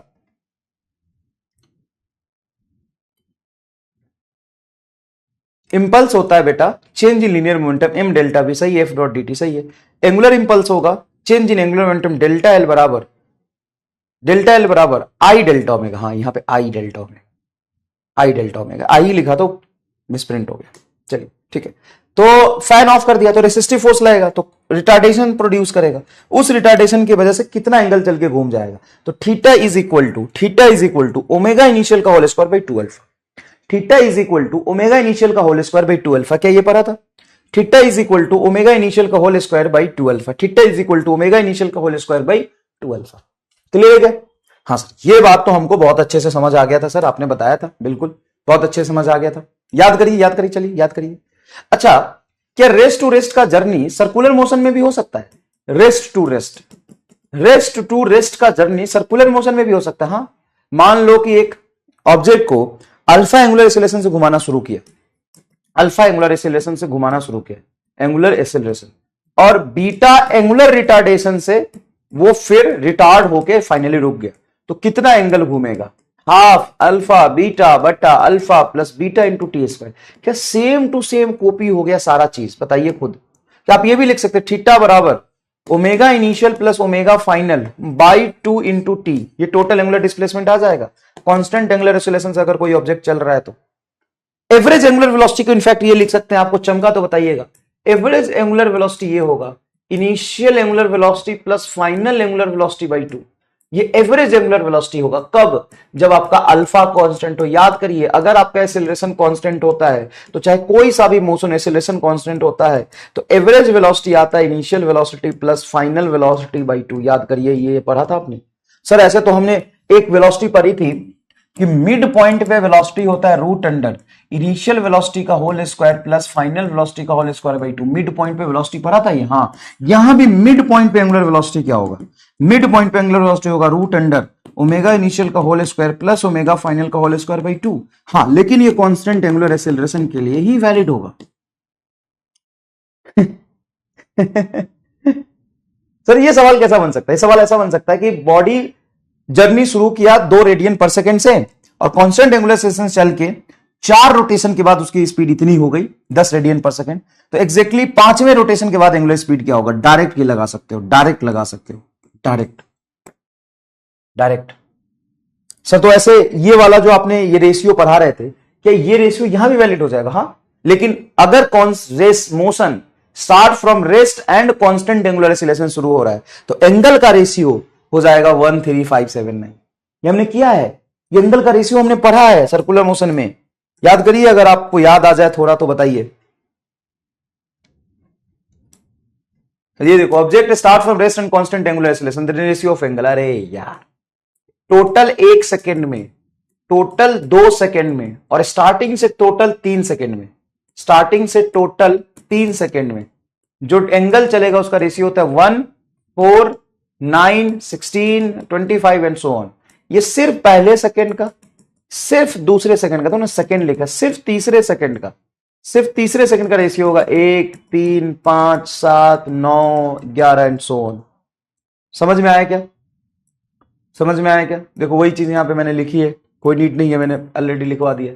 ठीक है, ऑलरेडी ये चीज हमने लिख लिया है। ठीक है, अब हालांकि सवाल आप देखेंगे तो सर्कुलर मोशन में जैसा रोटेशनल मोशन में सर्कुलर मोशन जैसा ही बहुत सारे सवाल बनते हैं। तो चलिए पहले वो सारे सवाल कर लेते हैं। आप लिखना मत बेटा, आप लिखना मत, ये रिक्वेस्ट कर रहा हूं, हाथ जोड़ के रिक्वेस्ट कर रहा हूं, प्लीज कलम आप नीचे रख दो, please, I am requesting, please कलम नीचे रख दो, पेन को नीचे रख दो, पेन नीचे रख दो, पेन नीचे रख दो। ये सारा तुम्हारा पढ़ा हुआ है। मैं जिस तरीके से सवाल पढ़ूंगा, सॉल्व करूंगा, मेरी बातों को, मेरे शब्दों को एकदम फोकस से सुनना, एकदम फोकस से सुनना। नहीं समझ आए तो भी सुनना, ठीक है? बाद में दोबारा देखना, कहीं डाउट आ जाए तो वो तुमको समझ में आ जाएगा। क्योंकि अब जो सवाल आने वाले हैं आपको लगेगा कि सर इसकी कोई जरूरत नहीं थी, आपने क्यों कराया? आप सवाल कह सकते हैं क्यों कराया सर, ये तो सब हम जानते हैं, ये सब हम कर चुके हैं। आपको सिर्फ ये रिवीजन की तरह होगा, ठीक है? आपके लिए सिर्फ और सिर्फ ये रिवीजन की तरह होगा, ठीक है? सवाल मैं लिखूंगा, बल सवाल आएगा, मैं एक एक लाइन आपके लिए ध्यान से पढ़ूंगा, एकदम आपके दिमाग में जाएगा, मैं ध्यान से पढ़ूंगा, उसका सॉल्यूशन मैं करूंगा, हर स्टेप कैसे लिखा, क्यों लिखा, क्या किया, ये आपको सिर्फ सुनना है। कलम रख दीजिए प्लीज, कलम रख दीजिए प्लीज, ठीक है? चलिए देखो, मैं तुमको फिर से बताता हूं, कलम नीचे रख दो, मैं एक एक वर्ड तुम्हारे सामने पढ़ूंगा, तुम सिर्फ सुनना, देखना, कैसे सवाल सॉल्व किया वो देखना, ठीक? चलो ये देखो, what is the angular acceleration? Angular acceleration मतलब अल्फा पूछा है, of the particle if angular velocity of the particle becomes 4 times of initial angular velocity 1 radian per second in 2 seconds। मतलब उसकी इनिशियल एंगुलर वेलोसिटी है 1 radian पर second और 2 second बाद कितना समय लिया है? इन 2 सेकेंड, मतलब 2 सेकेंड बाद उसकी फाइनल एंगुलर स्पीड हो गई है 4 गुना, मतलब इनिशियल का 4 गुना, मतलब 4 रेडियन पर सेकेंड, 4 रेडियन पर सेकेंड। मैं फिर से सवाल पढ़ता हूं, what is the angular acceleration? Angular acceleration क्या होगा बताइए? For the particle if the angular velocity becomes 4 times of its initial angular velocity 1 radian per second in 2 seconds। Initial angular velocity 1 था, 2 सेकेंड में फाइनल एंगुलर वेलोसिटी 4 हो गया, तो angular acceleration क्या होगा? एंगुलर एक्सेलरेशन होगा final angular speed minus initial angular speed बटा total time taken. Final angular speed 4, initial angular speed 1 बटा टाइम 2, तो यह आ जाएगा 4 में से 1 जाएगा 3 बटा 2 रेडियन पर सेकेंड स्क्वायर, अल्फा का यूनिट होता है 3 बटा 2। बहुत आसान है, ये तो देख के तुम कर लोगे, तुम्हारे लिखने की भी जरूरत नहीं थी। नेक्स्ट देखो, a particle is moving with angular velocity 200 radian पर सेकेंड, देखो पर सेकंड, सेकंड का -1 है, तो ओमेगा दिया है बेटा 200 radian per second. Start D acceleration मतलब उसकी स्पीड कम होगी, उसने रिटार्डेशन प्रोड्यूस किया, angular retardation at the rate of 2 radian per second. तो एंगुलर रिटार्डेशन तुम्हें दे दिया 2 radian per second square. Then calculate the time in which it will comes to at rest, कितने देर में वो रेस्ट में आ जाएगा। तो देखो फाइनल एंगुलर स्पीड बराबर initial angular speed plus alpha into T. अब फाइनल एंगुलर स्पीड रेस्ट में आना मतलब 0 है, इनिशियल एंगुलर स्पीड क्या था 200, और ये रिटार्डेशन है इसलिए इसके अपोजिट होगा, इसलिए माइनस लिख सकते हो 2 इंटू टी। तो टी बराबर आ जाएगा 100 सेकेंड। 100 सेकेंड में वो रुक जाएगा। 1 सेकेंड में 2 रेडियन पर सेकेंड स्क्वायर स्पीड कम हो रहा है, 1 सेकेंड में 2 रेडियन पर सेकेंड स्क्वायर स्पीड कम हो रहा है, तो टोटल कितने देर में 200 कम होगा सर? 100 सेकेंड में। 100 सेकेंड में। इजी है, इजी है। चलिए नेक्स्ट देखिए। A fan is rotating with A speed 450 revolution पर मिनट। एक फैन है जो रोटेट कर रहा है 450, अच्छा फ्रीक्वेंसी दिया है ये 450 रिवॉल्यूशन पर मिनट बेटा, तो ये पर सेकेंड में हमसे चेंज करना पड़ेगा। 450 रिवॉल्यूशन, ये जो पर मिनट है, 1 मिनट उसको 60 सेकेंड लिख देते हैं, 60 सेकेंड लिख देते, तो F बराबर हो जाएगा 450 RVS रिवॉल्यूशन बटा 60 सेकेंड। तो 0 से 0 कटेगा, 15 या 45, तो 3 से अगर कैंसिल हो 3 गुना 15 45 और 3 दूना 6, 15 बटा 3 आएगा क्या? नहीं 2 आएगा क्या? 15 बटा 2 हट जाएगा इसकी फ्रीक्वेंसी, तो एंगुलर स्पीड हो जाएगा बेटा 2 पाई एफ, 2 पाई 15 बटा 2, 2 से 2 कट जाएगा 30 पाई 15 पाई रेडियन पर सेकेंड, ये एंगुलर स्पीड है। तो ये इंपॉर्टेंट पार्ट था जो ध्यान देने वाली बात है कि 450 रिवॉल्यूशन पर मिनट को सबसे पहले रिवॉल्यूशन पर सेकेंड में फ्रीक्वेंसी में चेंज करो, और फ्रीक्वेंसी जब आएगा तो ओमेगा निकल जाएगा। बहुत बढ़िया। After being switch off it comes to rest in 10 second, 10 second में रेस्ट में आ गए। ज़ूमिंग कांस्टेंट एंगुलर रिटार्डेशन, ठीक है। Calculate the number of revolution made by it before coming to rest, कितने फाइनली वो रुक गया है, और टाइम लिया है बेटा 10 सेकेंड। सोचो इसको 2 तरीके से कर सकता हूं मैं, एक मजदूरी से और एक आसान तरीके से। सर आसान तरीका क्या होगा? देखो बेटा, क्या मैं थीटा तुम्हें बताया था omega initial plus omega final बटा 2 इंटू टी से निकाल सकते हैं अगर कांस्टेंट एंगुलर रिटार्डेशन हो या एक्सेलरेशन हो तो। हाँ, तो इनिशियल तुमको दिया है 15 पाई, हाँ सर 15 पाई, फाइनल हो गया 0 बटा 2 और टाइम दिया 10 सेकेंड। थोड़ा दिमाग लगाओ, तो ये 2 से 10 कटेगा तो 5, 15 पचे 75 पाई आ रहा है, तो 75 पाई टोटल एंगल घुमा है। नंबर ऑफ रिवॉल्यूशन कितना होगा? तो नंबर ऑफ रोटेशन क्या होता है, एक रोटेशन में कितना एंगल चलता है? 2 पाई, 2 पाई एक रोटेशन में। तो n रोटेशन में कितना एंगल चलेगा? तो n रोटेशन में चलेगा n इंटू 2 पाई। तो मान लो n रोटेशन हुआ है तो टोटल एंगल जो चला n इंटू 2 पाई होगा, तो नंबर ऑफ रोटेशन n बराबर हो जाएगा 75 पाई बटा 2 पाई। पाई से पाई कहते हैं 75 बटा 2 होगा 37.5, 37.5, 37.5। देखो, और ये समझो कि ये लगा सकते हैं कि नहीं लगा सकते। तो ये यही तो था कि अगर आपको इनिशियल एंगुलर स्पीड पता है, इनिशियल एंगुलर स्पीड पता है और फाइनल एंगुलर स्पीड तुम्हारा हो गया 0 10 सेकंड में, तो टोटल एंगल डायरेक्ट निकाल सकते हो। टोटल एंगल निकालने के बाद वो नंबर ऑफ रिवॉल्यूशन पूछा। क्लियर? क्लियर है? चलो नेक्स्ट देखो। अ डिस्क, अब कहने को ये ऑब्जेक्ट तो नहीं है, एक पार्टिकल तो नहीं है, एक डिस्क है। सवाल किसमें होगा? रोटेशनल मोशन में। लेकिन तुम खुद देखो कि नए पैकेट में पुराना माल है कि नहीं, खुद देखना। डिस्क है भाई साहब, rotating about it axis from rest, acquiring the angular speed 100 radian पर सेकेंड, मतलब इतनी एंगुलर स्पीड अटेन किया है, पहले वो रेस्ट में था। तो इनिशियल 0 है और फाइनल है 100 रेडियन पर सेकेंड इन 4 सेकेंड, 4 सेकेंड में चला। तो angle rotated by it during this 4 second is, अरे चमन चोमू, omega initial plus omega final divided by 2 into T कर सकते हैं डायरेक्ट। हाँ सर, तो ओमेगा इनिशियल कितना है 0, ओमेगा फाइनल कितना है 100 बटा 2 इंटू टी है तुम्हारा 4, 2 से कटेगा 2, 200 आ गया 200। तो क्या बोला है? Angle rotated by it during this 4 second in radian, सीधा 200 होगा। 200 पाई तो नहीं आ रहा है, 200 पाई तो नहीं आ रहा, सिंपल 200 आ रहा है। अच्छा, बी कह रहे हैं डी कह रहे हैं? सिंपल 400। अरे ऐसे कर दिया क्या तूने? 100 को 4 से मल्टीप्लाई कर दिया क्या? नहीं नहीं नहीं, एसिलरेटेड है ये। मार दूंगा गोली केहू ना बोली, मार दूंगा बीच बाजार में गोली केहू ना बोली। ओमेगा इनिशियल है ये, पहले वो रेस्ट पर था और फाइनली इतनी फाइनल स्पीड है 100 4 सेकंड बाद, 4 सेकंड के बाद फाइनल है 100। तो omega initial plus omega final by 2 करेंगे। अच्छा ये रिवोल्यूशन पर सेकंड है, बाप रे बाप, अरे बाप रे बाप, 100 रिवोल्यूशन पर सेकंड है। तो तुम्हारे ओमेगा आती है हमेशा 2 पाई एफ, तो होगा 2 पाई एफ की वैल्यू रखोगे 100। हाँ सही कह रहे हो, 2 पाई इंटू 100 आएगा रे, 2 पाई इंटू 100 आएगा, तो कटेगा 2, तो 2 दूना 4, 400 पाई आएगा आंसर। सही कह रहे हो?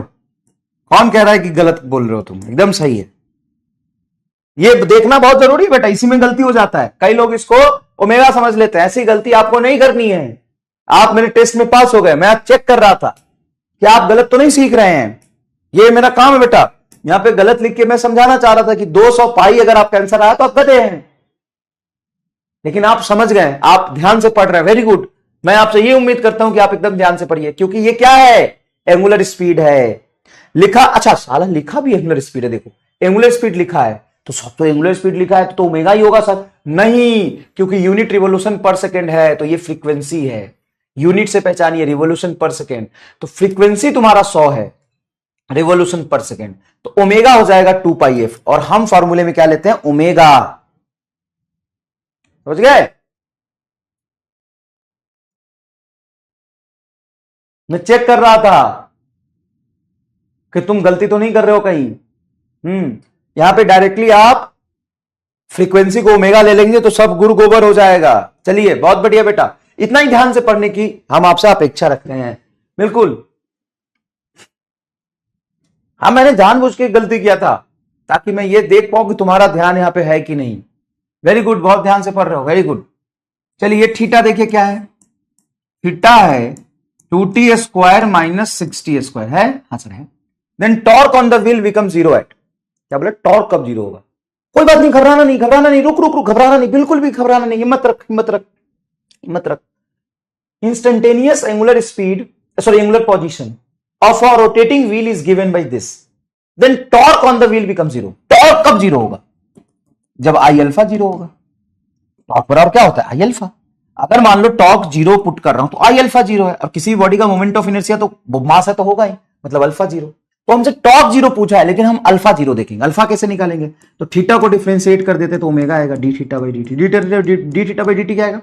तो 2 बाहर टी स्क्वायर का 2t, तो ये हो जाएगा तुम्हारा, एक मिनट इसमें कुछ गलत लिखा है यार, ये 2t क्यूब होगा बेटा, और ये स्क्वायर होगा, ये क्यूब होगा, ठीक है, ये क्यूब होगा।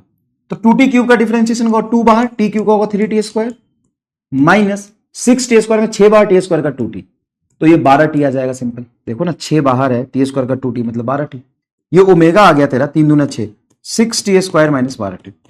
अल्फा हो जाएगा D omega by D T, तो ये होगा 6t स्क्वायर का हो जाएगा 12t माइनस 12। अल्फा को 0 पुट कर दो, क्योंकि अगर एंगुलर एक्सेलरेशन ही 0 है तो टॉर्क भी 0 हो जाएगा। अरे भाई एक्सेलरेशन 0 है तो फोर्स 0 होगा ना, उसी तरीके से एंगुलर एक्सेलरेशन 0 तो टॉर्क 0। तो 12t बराबर आ जाएगा आपका 12, तो t बराबर आ जाएगा 1 सेकेंड। कहीं है आंसर? ये आंसर बेटा। टी स्क्वायर कर दोगे तो गलत हो जाएगा ना, सवाल ही गलत हो जाएगा। बात समझो, टी स्क्वायर दोनों तरफ कर दूंगा तो गलत हो जाएगा भाई वो। सर दोनों बैच कैसे मैनेज करें? आपके लिए वो बैच यकीन प्लस नहीं बेटा, आप बढ़िया से मेहनत करिए, सेलेक्ट हो जाइए अच्छे रैंक से, आप यही पढ़िए। चलिए चलिए प्लीज प्लीज प्लीज, इंपल्स आई डाल देते ओमेगा। हाँ बिल्कुल कर दिया भाई साहब। सर रिवोल्यूशन पर सेकंड है ना कि रेडियन पर सेकंड। हाँ यही तो मैं चेक कर रहा था, तुम पास कर गए अंबर तोमर, तुम पास कर गए, वेरी गुड वेरी गुड। यही तो मैं चेक कर रहा था और तुम पास कर गए।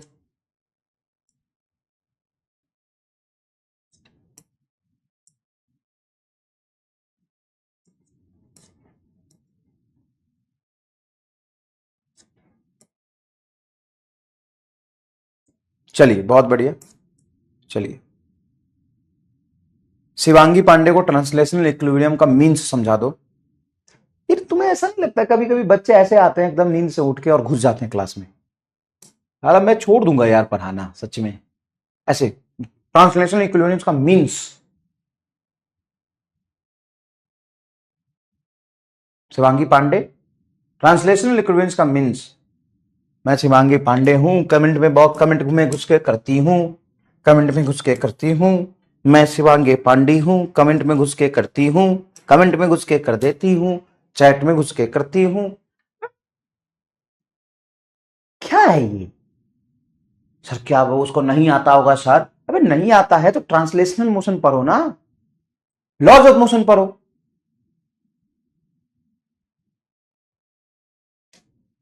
लॉज ऑफ मोशन पढ़ो। नहीं, एक बात बता, थोड़ा सेंसिबल तो बन। मैं भी थोड़ा बेवकूफ टाइप का आदमी हूं, मैं मानता हूं, मैं भी बेवकूफ टाइप का आदमी हूं, ठीक है, मैं मानता हूं मैं बेवकूफ टाइप का आदमी हूं, मैं उतना मेच्योर और सेंसिबल नहीं हूं, मैं भी मानता हूं। तुम भी तो ऐसे ही हो। तुम कैसे हो बताओ? रोटेशनल मोशन में आगे पूछ रहे हो ट्रांसलेशनल इक्विलिब्रियम मींस।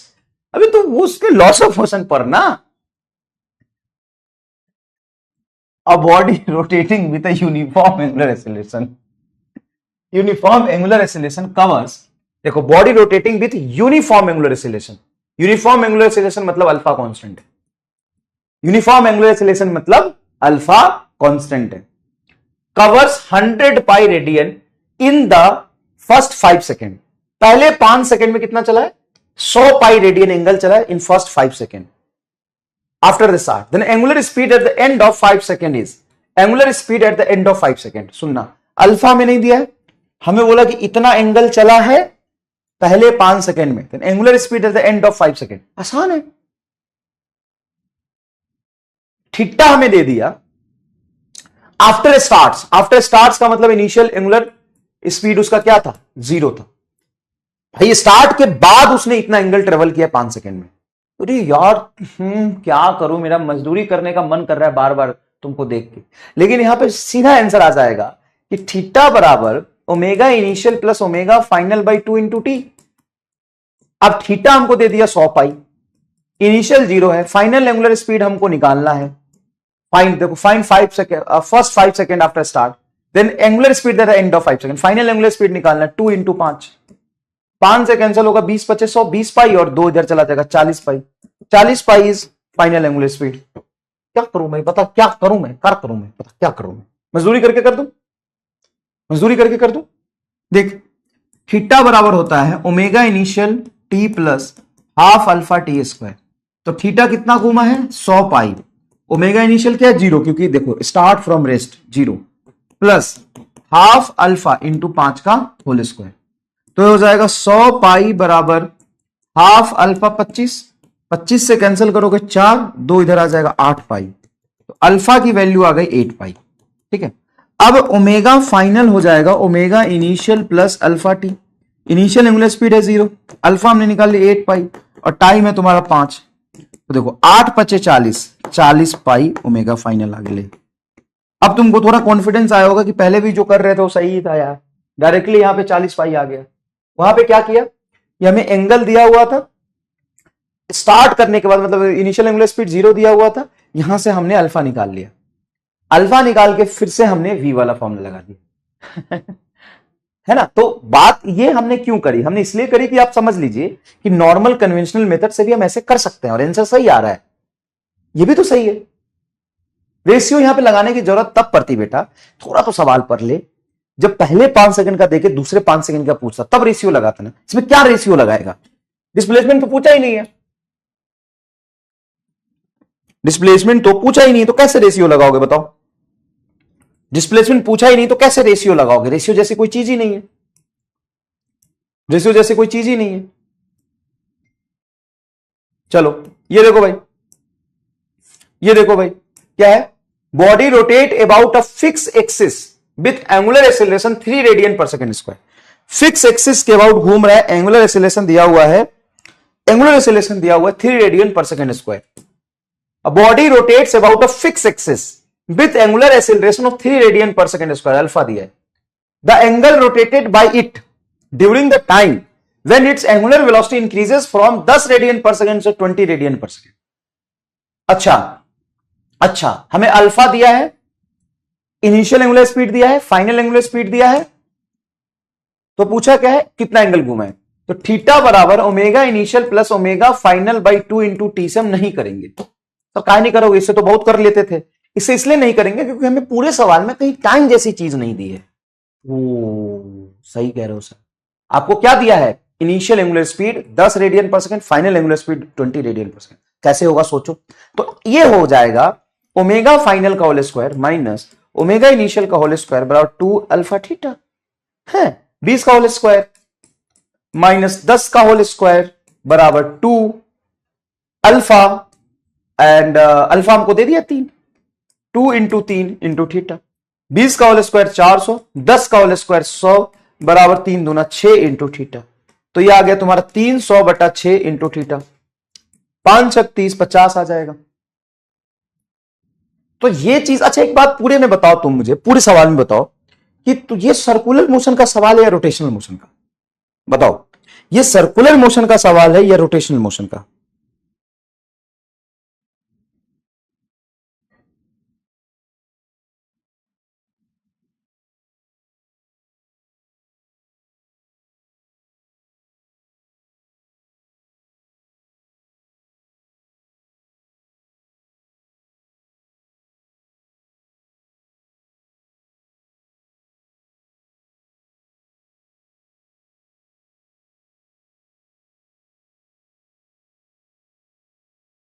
बताइए।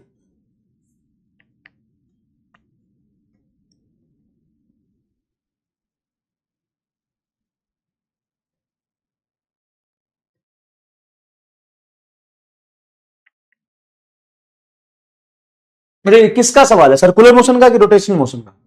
सर यार ये पता नहीं क्या चल रहा है तो सर्कुलर मोशन का, क्योंकि हमें तो अल्फा दे दिया है, ओमेगा इनिशियल ओमेगा फाइनल दे दिया है और थीटा पूछा है, तो थर्ड इक्वेशन मोशन। अच्छा फर्स्ट क्यों नहीं लगाया, अच्छा सेकंड इक्वेशन मोशन क्यों नहीं लगाया? क्योंकि मुझे टाइम नहीं दिया हुआ था।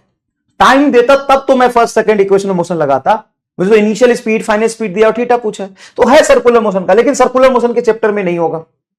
फिर क्यों नहीं होगा सर्कुलर मोशन के चैप्टर में? ये रोटेशनल मोशन के चैप्टर में होगा, क्योंकि body rotates about of fix axis. तो रोटेशन और सर्कुलर तो अलग होता है, अबे डैश अलग होता है। मान ले कि एक ऑब्जेक्ट है जो इस सेंटर के अबाउट इस सर्कुलर पाथ पे घूम रहा है ना, ओमेगा एंगुलर स्पीड से, ठीक है, ओमेगा एंगुलर स्पीड से घूम रहा है। अब मान लो एक रिजिड बॉडी है, अब ये रिजिड बॉडी इस एक्सिस के अबाउट ऐसे घूम रहा है। हाँ सर, रिजिड बॉडी घूम रहा है, तो जब ये घूम के मान लो कहीं यहां से यहां आया, यहां आया, यहां आया, यहां आया, तो रोटेशनल मोशन के पॉइंट ऑफ व्यू से हर पार्टिकल का सर्कुलर मोशन सेम ही तो है, बस रेडियस अलग अलग है। बाकी सब की एंगुलर स्पीड सेम ही तो होगी, क्योंकि सब एक पॉइंट पे यहां पे थे, सब किसी और टाइम पे यहां पे, तो एंगल सबने सेम ट्रेवल किया। मतलब इतना आसान, बताओ। 5वां लेक्चर हो गया, एक होमवर्क लेक्चर भी है, लगभग 6 लेक्चर। उसमें सबसे पहले आपने क्या सीखा? तो सबसे पहले तो हमने सीखा था मोमेंट ऑफ इनर्शिया निकालना। हाँ, वो एकदम सेपरेट और एक अलग चीज था। हाँ, मोमेंट ऑफ इनर्शिया एकदम सेपरेट और एकदम अलग चीज था। बिल्कुल सही बात बोला आपने, मोमेंट ऑफ इनर्शिया एकदम सेपरेट और एकदम अलग चीज था। हाँ सर, एकदम सेपरेट और एकदम अलग चीज था मोमेंट ऑफ इनर्शिया। उसके बाद टॉर्क लिखना था, वो एकदम अलग चीज था। ये सर्कुलर सॉरी रोटेशनल काइनेमेटिक्स है, एकदम सेम है, सर्कुलर काइनेमेटिक्स जैसा है। कोई यहां पे अलग चीज है ही नहीं, है ही नहीं, अलग चीज बिल्कुल नहीं है, सब सेम एकदम रिपीट हो रही है चीजें। बताइए, एकदम चीजें रिपीट हो रही, क्या इसमें मैं नया बता दूंगा? कुछ बता ही नहीं सकता, है ही नहीं, है ही नहीं। टॉर्क आर क्रॉस एफ लिखना होता है बस। ठीक ठीक, ये देखिए, a wheel starting from rest in a uniform acceleration at 2 radian per second square for 20 second. ठीक है, a wheel starting from rest, rest का मतलब इनिशियल एंगुलर स्पीड क्या है? 0 है। Starting from rest is uniformly accelerated at 2 radian per second square. उसका angular acceleration है 2 radian per second square for 20 second. Total time 20 second के लिए accelerate हुआ है। Is allowed to rotate uniformly for the next 10 second. 20 second के बाद next 10 second तक वो यूनिफॉर्मली रोटेट किया। यूनिफॉर्मली रोटेट मतलब जो उसका ओमेगा होगा उसके कांस्टेंट से घूमा है।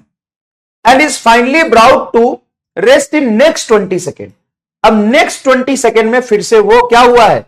रेस्ट में आ गया। नेक्स्ट 20 सेकंड मतलब टी बराबर नेक्स्ट 20 सेकंड और रिटार्ड होके फाइनली वो रेस्ट में आ गया।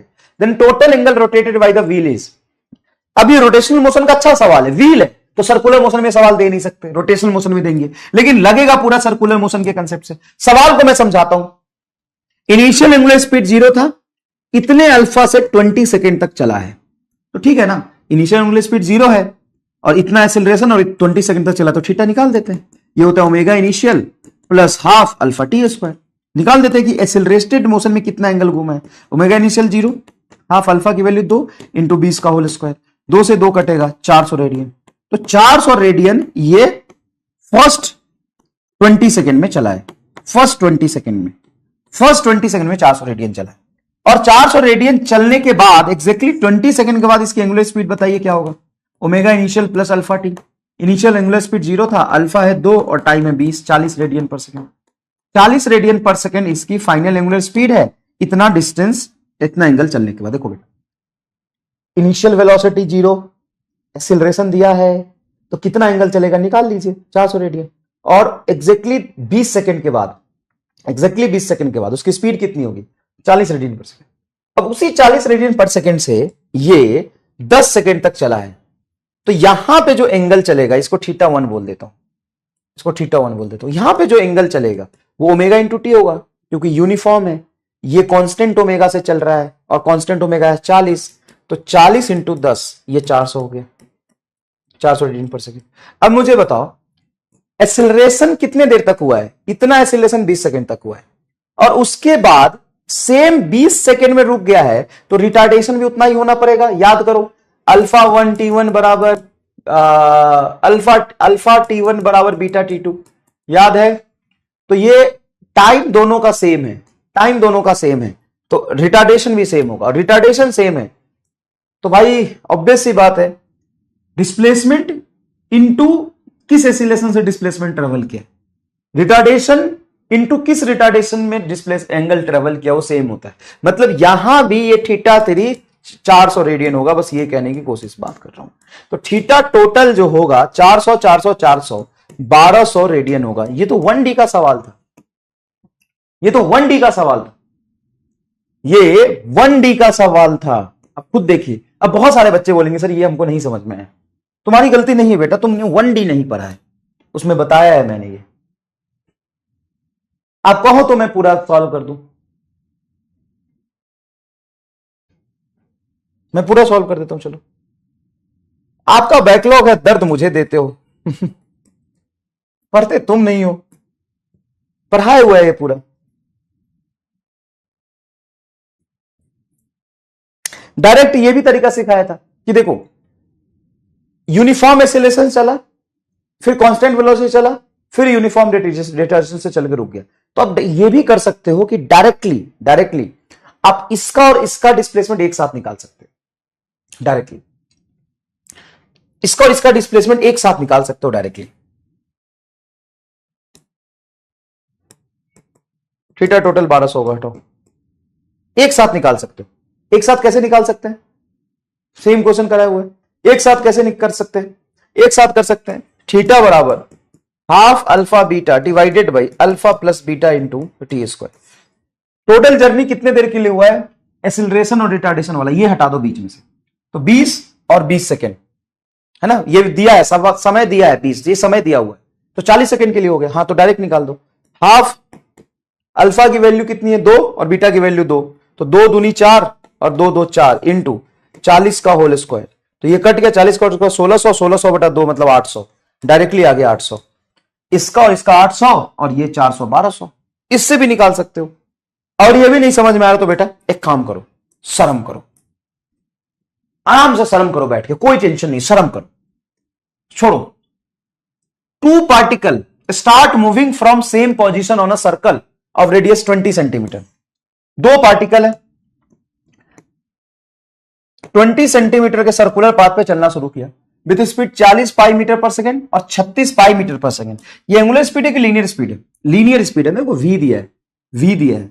तो एक पार्टिकल यहां से चलना शुरू किया 40 पाई मीटर पर सेकंड के स्पीड से, ठीक है, और दूसरा यहीं से चलना शुरू किया 36 पाई मीटर पर सेकंड के स्पीड से, in the same direction. Find the time after which the particle will meet again. तो कितने देर बाद ये दोनों मिलेंगे, तो एक बात बताओ, इनका रिलेटिव स्पीड देखोगे, मान लो सेकंड पर तुम बैठ जाओ, सर देखो सेकंड पर बैठ जाते हैं तो सेकंड v2 तो हो गया रेस्ट में, खुद के रिस्पेक्ट में, और v12 क्या हो जाएगा, v1 माइनस v2, तो v1 की स्पीड 40 पाई माइनस 36 पाई, तो ये हो जाएगा 4 पाई मीटर पर सेकेंड। मतलब दूसरे के रिस्पेक्ट में अगर मैं दूसरे को देखूं तो रेस्ट में आ गया, दूसरे के रिस्पेक्ट में दूसरे को देखूं तो रेस्ट में आ गया। पहला कितने स्पीड से जाता हुआ दिखाई देगा, 4 पाई से। अब ये चल तो ऐसे रहे सर्कुलर पाथ, कितने देर बाद ये आके फिर इससे मिलेगा, सर पहला अगर दूसरे के रिस्पेक्ट में टोटल डिस्टेंस 2 पाई आर चलेगा तो फिर मिल जाएगा, क्योंकि दूसरा अपने आप को रेस्ट में मान लिया, चल दोनों सर्कुलर पाथ पे रहे हैं, लेकिन दूसरा अपने आप को रेस्ट में मानेगा, अपनी वेलोसिटी उल्टा करके इसको दे देगा। तो खुद 40 से चल रहा है, ये 36 से चल रहा है, लेकिन इसके रिस्पेक्ट में तो 4 से जाता हुआ दिखाई देगा, और पूरा एक सर्कुलर घूम के आएगा तो ये मिल जाएगा।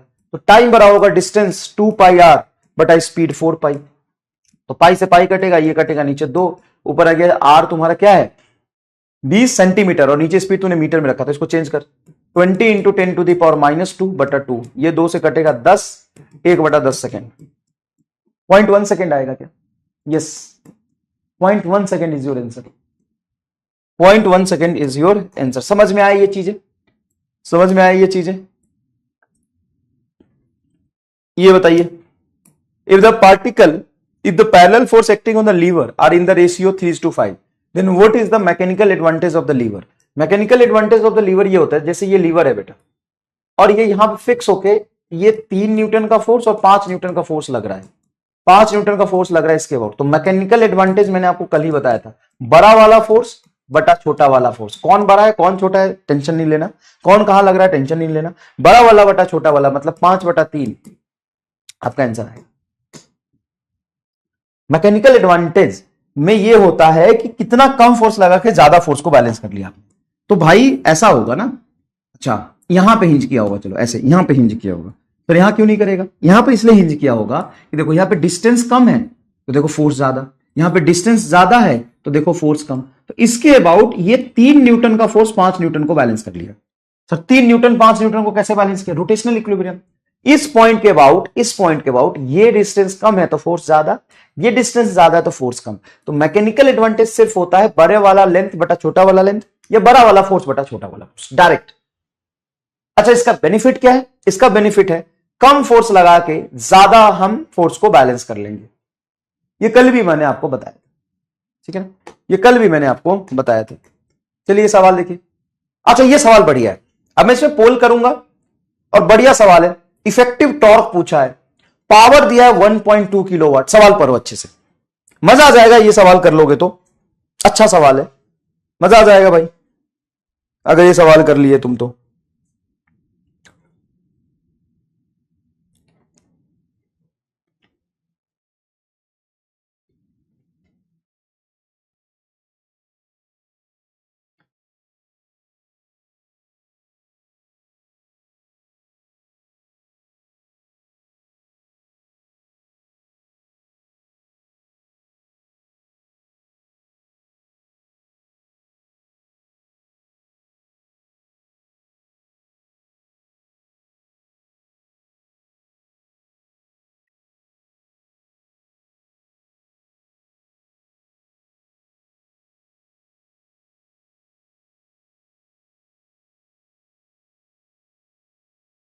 चलो मैं पोल क्रिएट करता हूं, पोल क्रिएट कर दिया भाई, जल्दी जल्दी बताइए।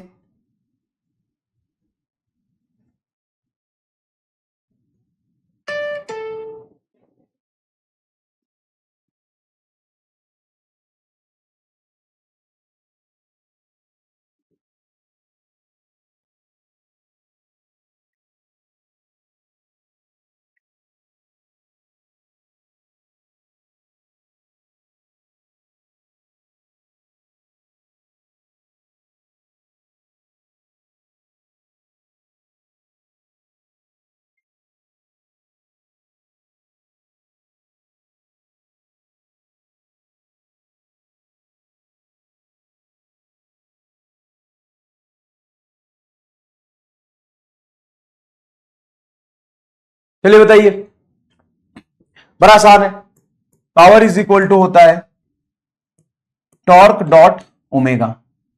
तो granite stone of the flour mill is rotating 618%, omega दिया हुआ है, वाह यार ओमेगा दिया हुआ है। Torque for this power 1.2 kilowatt, तो 1.2 इंटू 10 टू द पावर 3 है। 1.2 इंटू 10 टू द पावर 3 को ध्यान से देखोगे तो यह आ जाएगा 12 पर डबल जीरो, वैसे 3 जीरो आना चाहिए था लेकिन 1.2 है तो एक डेसिमल प्लेस काटेगा, टॉर्क बराबर 600, डबल जीरो से डबल जीरो कटेगा, 6 गुना 2 12, टॉर्क बराबर आ गया 2, टॉर्क बराबर आ गया 2, मतलब B is your correct answer. बाप रे, ओ भाई साहब आग लगा दिया। 86% लोगों ने क्रोनोलॉजी को समझ लिया। किसको समझ लिया? क्रोनोलॉजी को समझ लिया। You know what is chronology? You got hack the chronology, very good, बहुत बढ़िया, आपने क्रोनोलॉजी को समझ लिया, बहुत बढ़िया।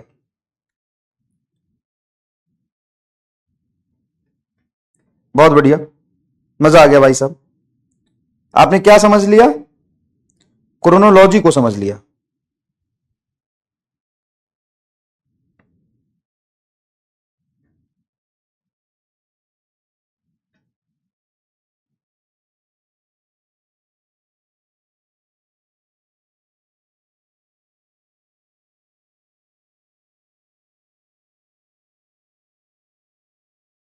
चलिए आगे बढ़े। और आपने ट्रांजैक्शन कर लिया। हाँ, एक रुपए 10-10 रुपए तेरे सबके मुंह पे फेंक के मारूंगा अभी मैं। चलिए देख, which of the following statement are correct, इसमें से कौन सा स्टेटमेंट करेक्ट है? कौन सा स्टेटमेंट करेक्ट है? Centre of mass of a body always coincide with the centre of gravity of the body. गलत हो गया ना, ये मैंने पढ़ाया था। सेंटर ऑफ मास और सेंटर ऑफ ग्रेविटी छोटे ऑब्जेक्ट के लिए कोइंसाइड करता है, बड़े ऑब्जेक्ट के लिए कोइंसाइड नहीं करेगा। ऑलवेज लिख के इसने एकदम कन्वर्ट कर दिया। चलिए, centre of mass of the body is the point eight which total gravitational torque on the body zero. Centre of mass of the body is the point eight which total gravitational torque on the body zero. एकदम सही बात है। ये तो तुम्हें कराया था कि मान लो ये रॉड है और इसका ये सेंटर ऑफ मास, तो ग्रेविटेशनल फोर्स सेंटर ऑफ मास में तो लगेगा, तो ग्रेविटेशनल फोर्स के अबाउट सेंटर ऑफ मास का टॉर्क क्या होगा? जीरो। ग्रेविटेशनल फोर्स के अबाउट सेंटर ऑफ मास का टॉर्क क्या होगा? Zero. Couple on the body produce both translational rotational motion. गलत है। कपल सिर्फ क्या करता है? रोटेशनल मोशन करता है, ट्रांसलेशनल नहीं करता है। Mechanical advantage greater than one means smaller effort can use to lift a large load. सही बात है। तो 2 और 4 मेरे हिसाब से सही लग रहा है। 2 और 4 नहीं है क्या? है, 2 और 4 सही है। 2 और 4 सही लग रहा है। देखिए तो प्लीज, 2 और 4 सही लग रहा है। Come on.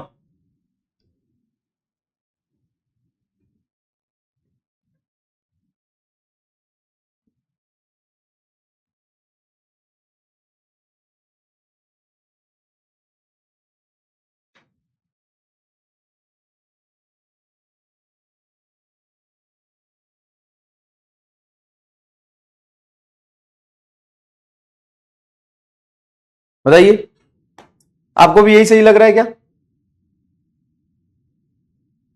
ठीक है, आओ next. Questions on rotational dynamics.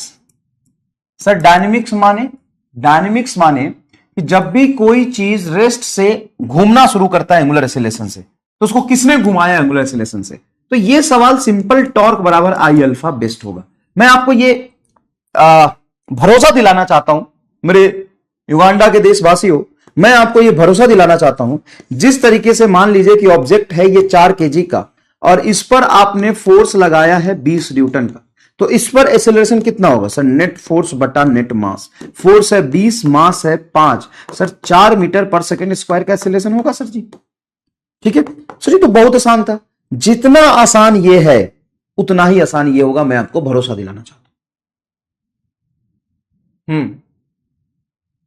मैं आपको यह भरोसा दिलाना चाहता हूं कि जितना आसानी तरीके से आपने ये किया है, एफ बराबर एम ए से एक्सीलरेशन बराबर फोर्स बटा मास, तो 20 बटा 5 क्या आएगा? 4 आएगा, है ना?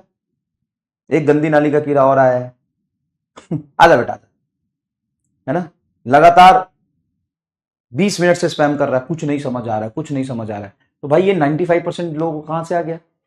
भाई गंदी नाली के कीड़े, थोड़ा सा पानी पी ले।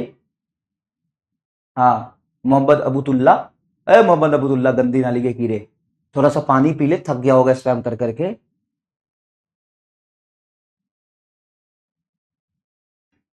ठीक है, ठीक है, क्लियर सर जी? इनको कैसे समझ में आ गया? कोइंसाइड मतलब एक ही जगह पे हो जाना कोइंसाइड कहते हैं। सर ग्रेविटेशनल टॉर्क जीरो कैसे? ग्रेविटेशनल टॉर्क मतलब है ग्रेविटेशनल फोर्स जो लगता है ना, उसके वजह से सेंटर ऑफ मास के अबाउट टॉर्क जीरो। ये तो निकाला भी था। हाँ, COGH does not explain 4 point. 4 point क्या है भाई?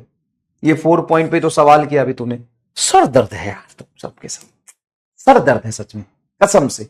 यही तो 4 पॉइंट पे सवाल किया। इधर से 3 न्यूटन 5 न्यूटन को बैलेंस कर लिया, तो छोटा एफर्ट्स बड़े फोर्स को बैलेंस कर लिया। सर दर्द है। चल कोई बात नहीं, फिर से सुनना। मैं फिर से हम मकसद पूरा करने आए, पता नहीं क्या पूरा कर रहा है। 400 बार कम से कम उसने लिखा है। ये सुबह सुबह रफुल्ला था, ये अजुदुल्ला है। क्यों नाम खराब कर रहा है भाई? देख देख, मैं फिर से तुम्हें ये भरोसा दिलाना चाहता हूं, प्लीज मेरी बातों को गौर से सुनिएगा, एकदम मेरी बातों को गौर से सुनिएगा, ध्यान से सुनिएगा, फोकस से सुनिएगा।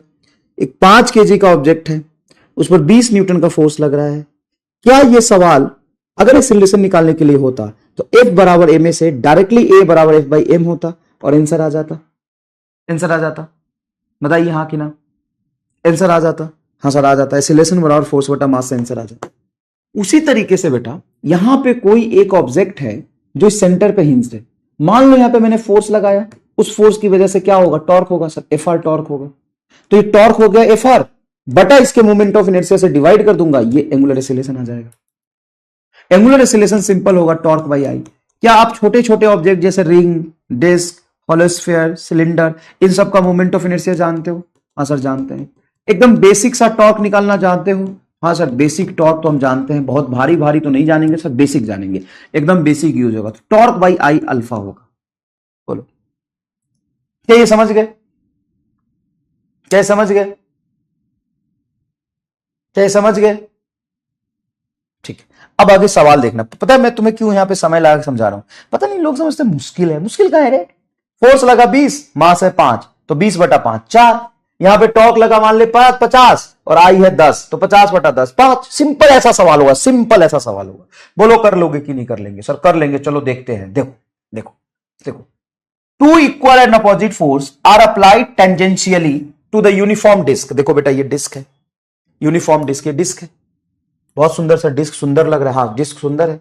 ये इसका रेडियस वेक्टर है आर और ये इसका सेंटर है। यहां पे एक फोर्स लगाई एफ इसके टॉप पॉइंट पे हॉरिजॉन्टल डायरेक्शन में, और एक बॉटम पे फोर्स लगा एफ पीछे की तरफ। अब ये घूमेगा ओ के अबाउट, लिखा होगा uniform disc of mass M and radius R shown in figure if the disc is pivoted at the centre. Pivoted मतलब फिक्स किया हुआ डिस्क, यहां पे फिक्स किया हुआ disc, and the free to rotate in a plane, then angular acceleration of the disc is. Disc का angular acceleration क्या होगा? मैंने डिस्क बना के भी रखा था, कोई ले गया। ये डिस्क है, देखो खाली कटोरा, ये देखो डिस्क है, ये देखो डिस्क है, देखो ये डिस्क है। इसको यहां से हिंज कर दिया है ना। अब मैंने फोर्स लगाया ऐसे, यहां पे ऐसे फोर्स लगा, देखो ऐसे, तो ये इस फोर्स की वजह से टॉर्क लगेगा और ये इस तरीके से घूमेगा ना। बड़े आराम से देखिए, बड़े आराम से देखिए कि ये घूमेगा किसके अबाउट? सर ओ के अबाउट। तो ओ के अबाउट टॉर्क बराबर ओ के about moment of inertia into alpha. अब जब इसका मोमेंट ऑफ इनर्शिया आप लिखेंगे तो बड़ा आसान है। ये एक्सिस है और इस एक्सिस के अबाउट ऐसे घूम रहा है, तो क्या ये जो एक्सिस है परपेंडिकुलर द प्लेन है? हाँ, तो मोमेंट ऑफ इनर्शिया आ जाएगा M R square by 2 into alpha. Torque क्या लिखोगे? तो टॉर्क बेटा ये देखो, ये सेंटर से उस पॉइंट का पोजीशन वेक्टर जहां पे फोर्स लग रहा है वो आर है, आर और एफ परपेंडिकुलर है, तो इसका टॉर्क क्या हो जाएगा? एफ आर, और इसका टॉर्क क्या हो जाएगा? F R. दोनों का टॉर्क सेम डायरेक्शन में है क्या? ये भी क्लॉकवाइज, ये भी क्लॉकवाइज। देख लीजिए, ऊपर पोजीशन वेक्टर फोर्स आगे तो अंदर जा रहा है, नीचे पोजीशन वेक्टर फोर्स पीछे अंदर जा रहा है, तो ये 2FR, 2FR। तो आर से आर स्क्वायर कटेगा तो एक आर बचेगा, हाँ 2 दूना 4, 4F by M R is equal to alpha. 4F by M R, 4F by M R, ये आंसर आ गया। और इससे मुश्किल सवाल नीट में आज तक पूछा ही नहीं, ये सबसे मुश्किल सवालों में से आता है। मतलब ऐसे ही सवाल पूछे जाएंगे। ये देखो डिस्क है बेटा, एक बार और समझाता हूं। डिस्क इस एक्सिस के अबाउट घूमेगा ऐसे, इस एक्सिस के अबाउट ऐसे घूमेगा, तो ये परपेंडिकुलर प्लेन ही तो घूम रहा है, इस एक्सिस के अबाउट थोड़ा ऐसे बना देता हूं, एक्सिस ऐसे घूमने वाला है, ऐसे ऐसे घूमने वाला है, ओके अबाउट, ठीक है। और इस पे फोर्स कौन सा लग रहा है सर? फोर्स इधर लग रहा है, देखिए ये फोर्स लग रहा है ऐसे, ये फोर्स लग रहा है, इधर से फोर्स लग रहा है, देखिए ऐसे लग रहा है ये F, और सेंटर के अबाउट ये पोजीशन वेक्टर R। तो बताओ टॉर्क क्या होगा? Fr। इसका टॉर्क क्या होगा? ये F और ये R, तो 2Fr तुम्हारा हो गया टॉर्क, बराबर I हो गया mr square by 2 into alpha. देखो यहां से आंसर आ गया, बस इससे मुश्किल नहीं होगा चीजें। देखिए दूसरा सवाल देखिए, a wheel having moment of inertia 4 kg metre square. लो भैया मोमेंट ऑफ इनर्शिया ही बता दिया शर्म के मारे। अरे यार क्या ही सवाल बनाएगा ससुर, डायरेक्ट मोमेंट ऑफ इनर्शिया ही बता दिया। About it symmetrical axis rotates at a rate 240 RPM. रुक जा, फ्रीक्वेंसी है बेटा 240 आरपीएम। इसको रिवोल्यूशन पर सेकंड में चेंज करने के लिए हम 60 से डिवाइड कर देंगे तो आरपीएस हो जाएगा। 0 से 0 कैंसिल, 6 चौका 24, 4 आरपीएस तुम्हारा आ गया फ्रीक्वेंसी। तो ओमेगा हो जाएगा 2 पाई इंटू एफ। 4 रखोगे 4 दूना 8 पाई ओमेगा आ गया, 8 पाई ओमेगा आ गया। The torque which can stop the rotation of the wheel is. अब सुनो बेटा, हमें फ्रीक्वेंसी दिया हुआ था तो हमने एंगुलर स्पीड निकाल लिया और बोला कि फाइनली उसको रोक देना है, तो ओमेगा फाइनल 0 हो जाएगा। तो अल्फा क्या आ जाएगा यहां से? Omega final minus omega initial बटा डेल्टा टी इन 1 मिनट। देखो 1 मिनट में रोकना है, मतलब 60 सेकंड में उसको रोकना है। तो ये final angular speed 0, initial 8 pi divided by 60 second, ये तुम्हारा अल्फा आ गया। अल्फा बराबर आ जाएगा माइनस 8 पाई बाई 60। अब हमसे पूछे टॉर्क कितना लगना चाहिए, तो टॉर्क बराबर आई अल्फा होता है। आई हमें पता है 4 और अल्फा हमें पता है 8 पाई बाई 60।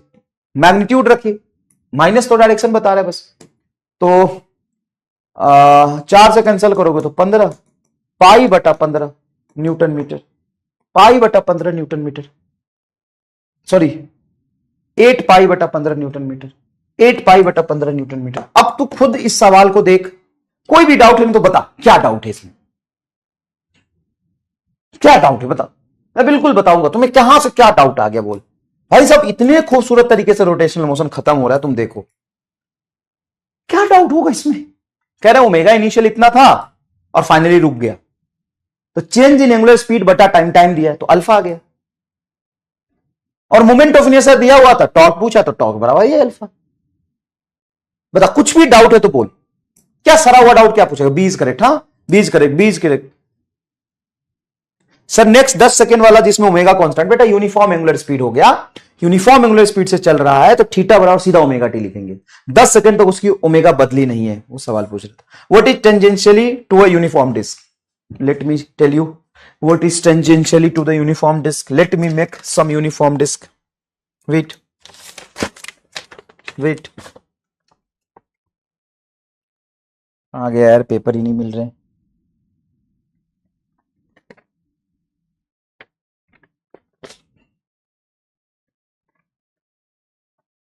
यूनिफॉर्म डिस्क, चलो यही से समझो यूनिफॉर्म, अरे ये रहा ना। What is the meaning tangentially to the uniform disc? लिख लोढ़ा पे पत्थर हो भैया, लिख लोढ़ा पे पत्थर हो एकदम। ये है डिस्क, है ना, ये डिस्क है, ये डिस्क है, ठीक, ये डिस्क है, ये डिस्क है। और टेंजेंशियली मतलब ऐसे यहां पे इसको पकड़ के आगे की तरफ ऐसे खींचा, देख ऐसे, देखिए घूम गया, ये टेंजेंशियल होता है। देखिए ये टेंजेंशियल होता है, ये टेंजेंशियल है, ये टेंजेंशियल है। ले ले ले ले, कन्वर्जन कैसे करेंगे sir? How beta equal to explain theta T calculation sir, theta 3 calculation sir. Farooq बेटा आप डैश करो, निकलो यहां से। नेक्स्ट देखिए, a wheel has moment of inertia 5 × 10⁻³ kg per meter square, ये है, is making 20 revolution per second, then torque needed to stop in 10 seconds is। क्या सवाल है, शर्म आ गया, शर्म आ गया। देखो wheel has moment of inertia, moment of inertia तुमको दे दिया 5 × 10⁻³ kg per meter square and making 20 revolution per second. तो फ्रीक्वेंसी दिया है तुम्हारा 20 रिवोल्यूशन पर सेकेंड, फ्रीक्वेंसी है। तो इनिशियल एंगुलर स्पीड हो जाएगा 2 पाई एफ। तो एफ है तुम्हारा 20, 20 दूना 2 40 पाई, 40 पाई तुम्हारा इनिशियल एंगुलर स्पीड आ गया। और बोल रहा है torque needed to stop it, stop मतलब रुक गया, तो 10 सेकेंड में इसको एकदम रोक देना है, जीरो पे ले आना है। तो अल्फा क्या होगा, omega final minus omega initial divided by total time taken, तो यह आ जाएगा -4 pi alpha.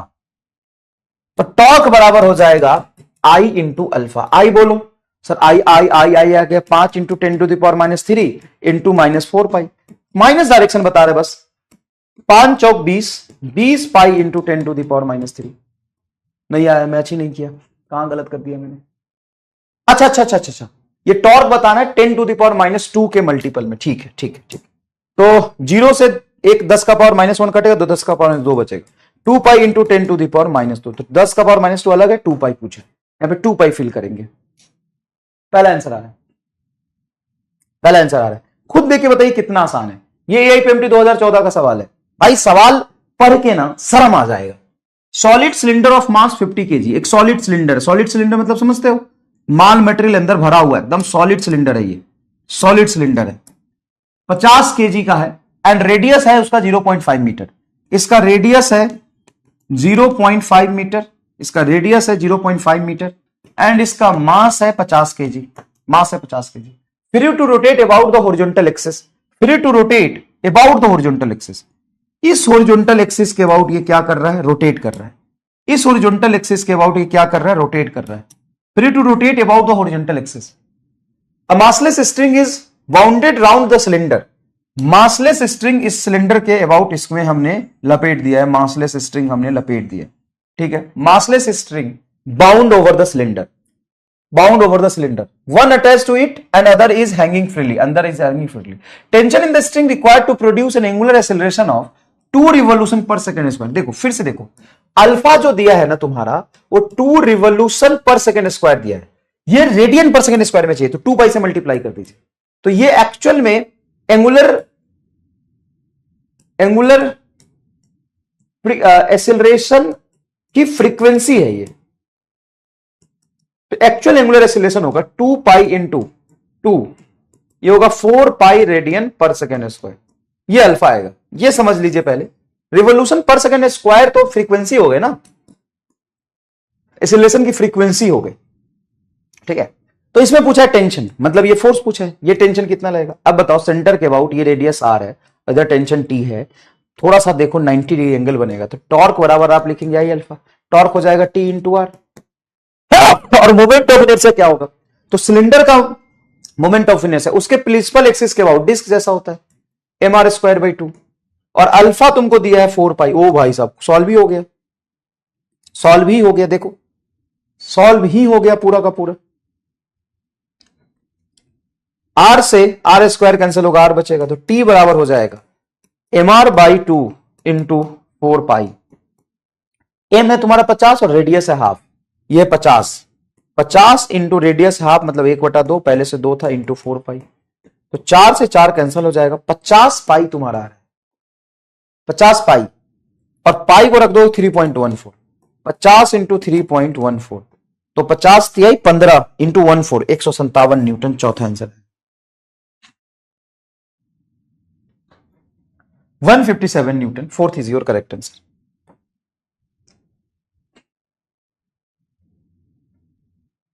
Fourth is your correct answer, देखिए प्लीज। 2 पाई इंटू 2 कैसे आया बेटा, ये रेडियन पर सेकेंड स्क्वायर होता है यूनिट अल्फा का, ये 2 रिवोल्यूशन पर सेकेंड स्क्वायर है, तो ये एंगुलर एक्सेलरेशन नहीं है। जैसे आप रिवोल्यूशन पर सेकेंड को फ्रीक्वेंसी मान के 2 पाई से मल्टीप्लाई करके ओमेगा निकालते हैं, तो ये भी फ्रीक्वेंसी के टर्म्स में दिखा है, रिवोल्यूशन पर सेकेंड स्क्वायर है ये। अल्फा का यूनिट तो रिवोल्यूशन पर सेकेंड स्क्वायर नहीं होता, अल्फा का यूनिट होता है रेडियन पर सेकेंड स्क्वायर, अल्फा का यूनिट होता है रेडियन पर सेकेंड स्क्वायर, अल्फा का यूनिट होता है रेडियन पर सेकेंड स्क्वायर, ठीक है। तो हमें रेडियन पर सेकेंड स्क्वायर में 2 पाई से मल्टीप्लाई करके लाना पड़ेगा, ठीक। सर इसमें moment of inertia solid cylinder नहीं लेंगे, तो क्या लेंगे बेटा, सॉलिड सिलेंडर का मोमेंट ऑफ इनर्शिया डिस्क के बराबर होता है उसके प्रिंसिपल एक्सिस के अबाउट। ये जो सिलेंडर है ना वो ऐसे घूमेगा, अपने प्रिंसिपल एक्सिस के अबाउट ऐसे घूमेगा, तो इसका मोमेंट ऑफ इनर्शिया डिस्क के जैसा ही तो हुआ, ये भी भूल गए तुम। सॉलिड सिलेंडर का मोमेंट ऑफ इनर्शिया डिस्क जैसा होता है, ठीक है। तो mr²/2 ही तो लिया, mr²/2,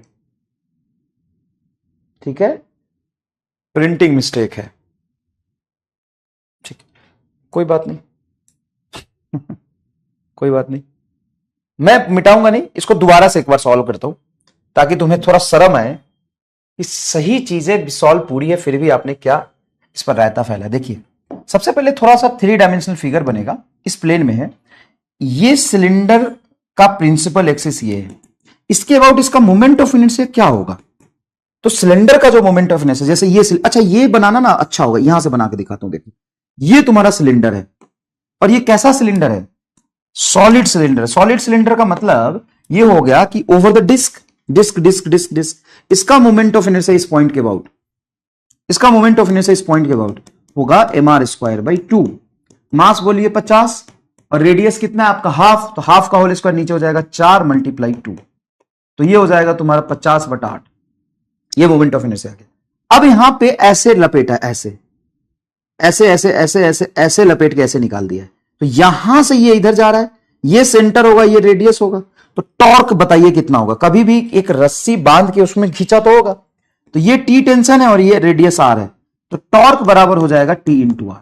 टॉर्क बराबर आप लिखेंगे आई × अल्फा, टॉर्क बराबर क्या लिखेंगे, आई × अल्फा। तो टी × आर बराबर आई आपका है 50/8, ठीक है 50/8 ही रहने दीजिए, इंटू अल्फा, अल्फा होता है रेडियन पर सेकंड स्क्वायर, तो रिवोल्यूशन को रेडियन में बदलने के लिए 2π से मल्टीप्लाई करते हैं, तो अल्फा हो जाएगा आपका 2 × 2π, तो आई आ गया, अल्फा लिख दिया, ठीक है। आर की वैल्यू कितनी है सर, हाफ है, तो half is equal to 50/8 into 2 × 2π। 2 दूनी 4 से कटेगा 2 आएगा, 2 से ये 2 कट जाएगा, तो टी बराबर आ गया 50π। तो ये हो गया 50 और पाई की वैल्यू थी 3.14, वही तो आ रहा है।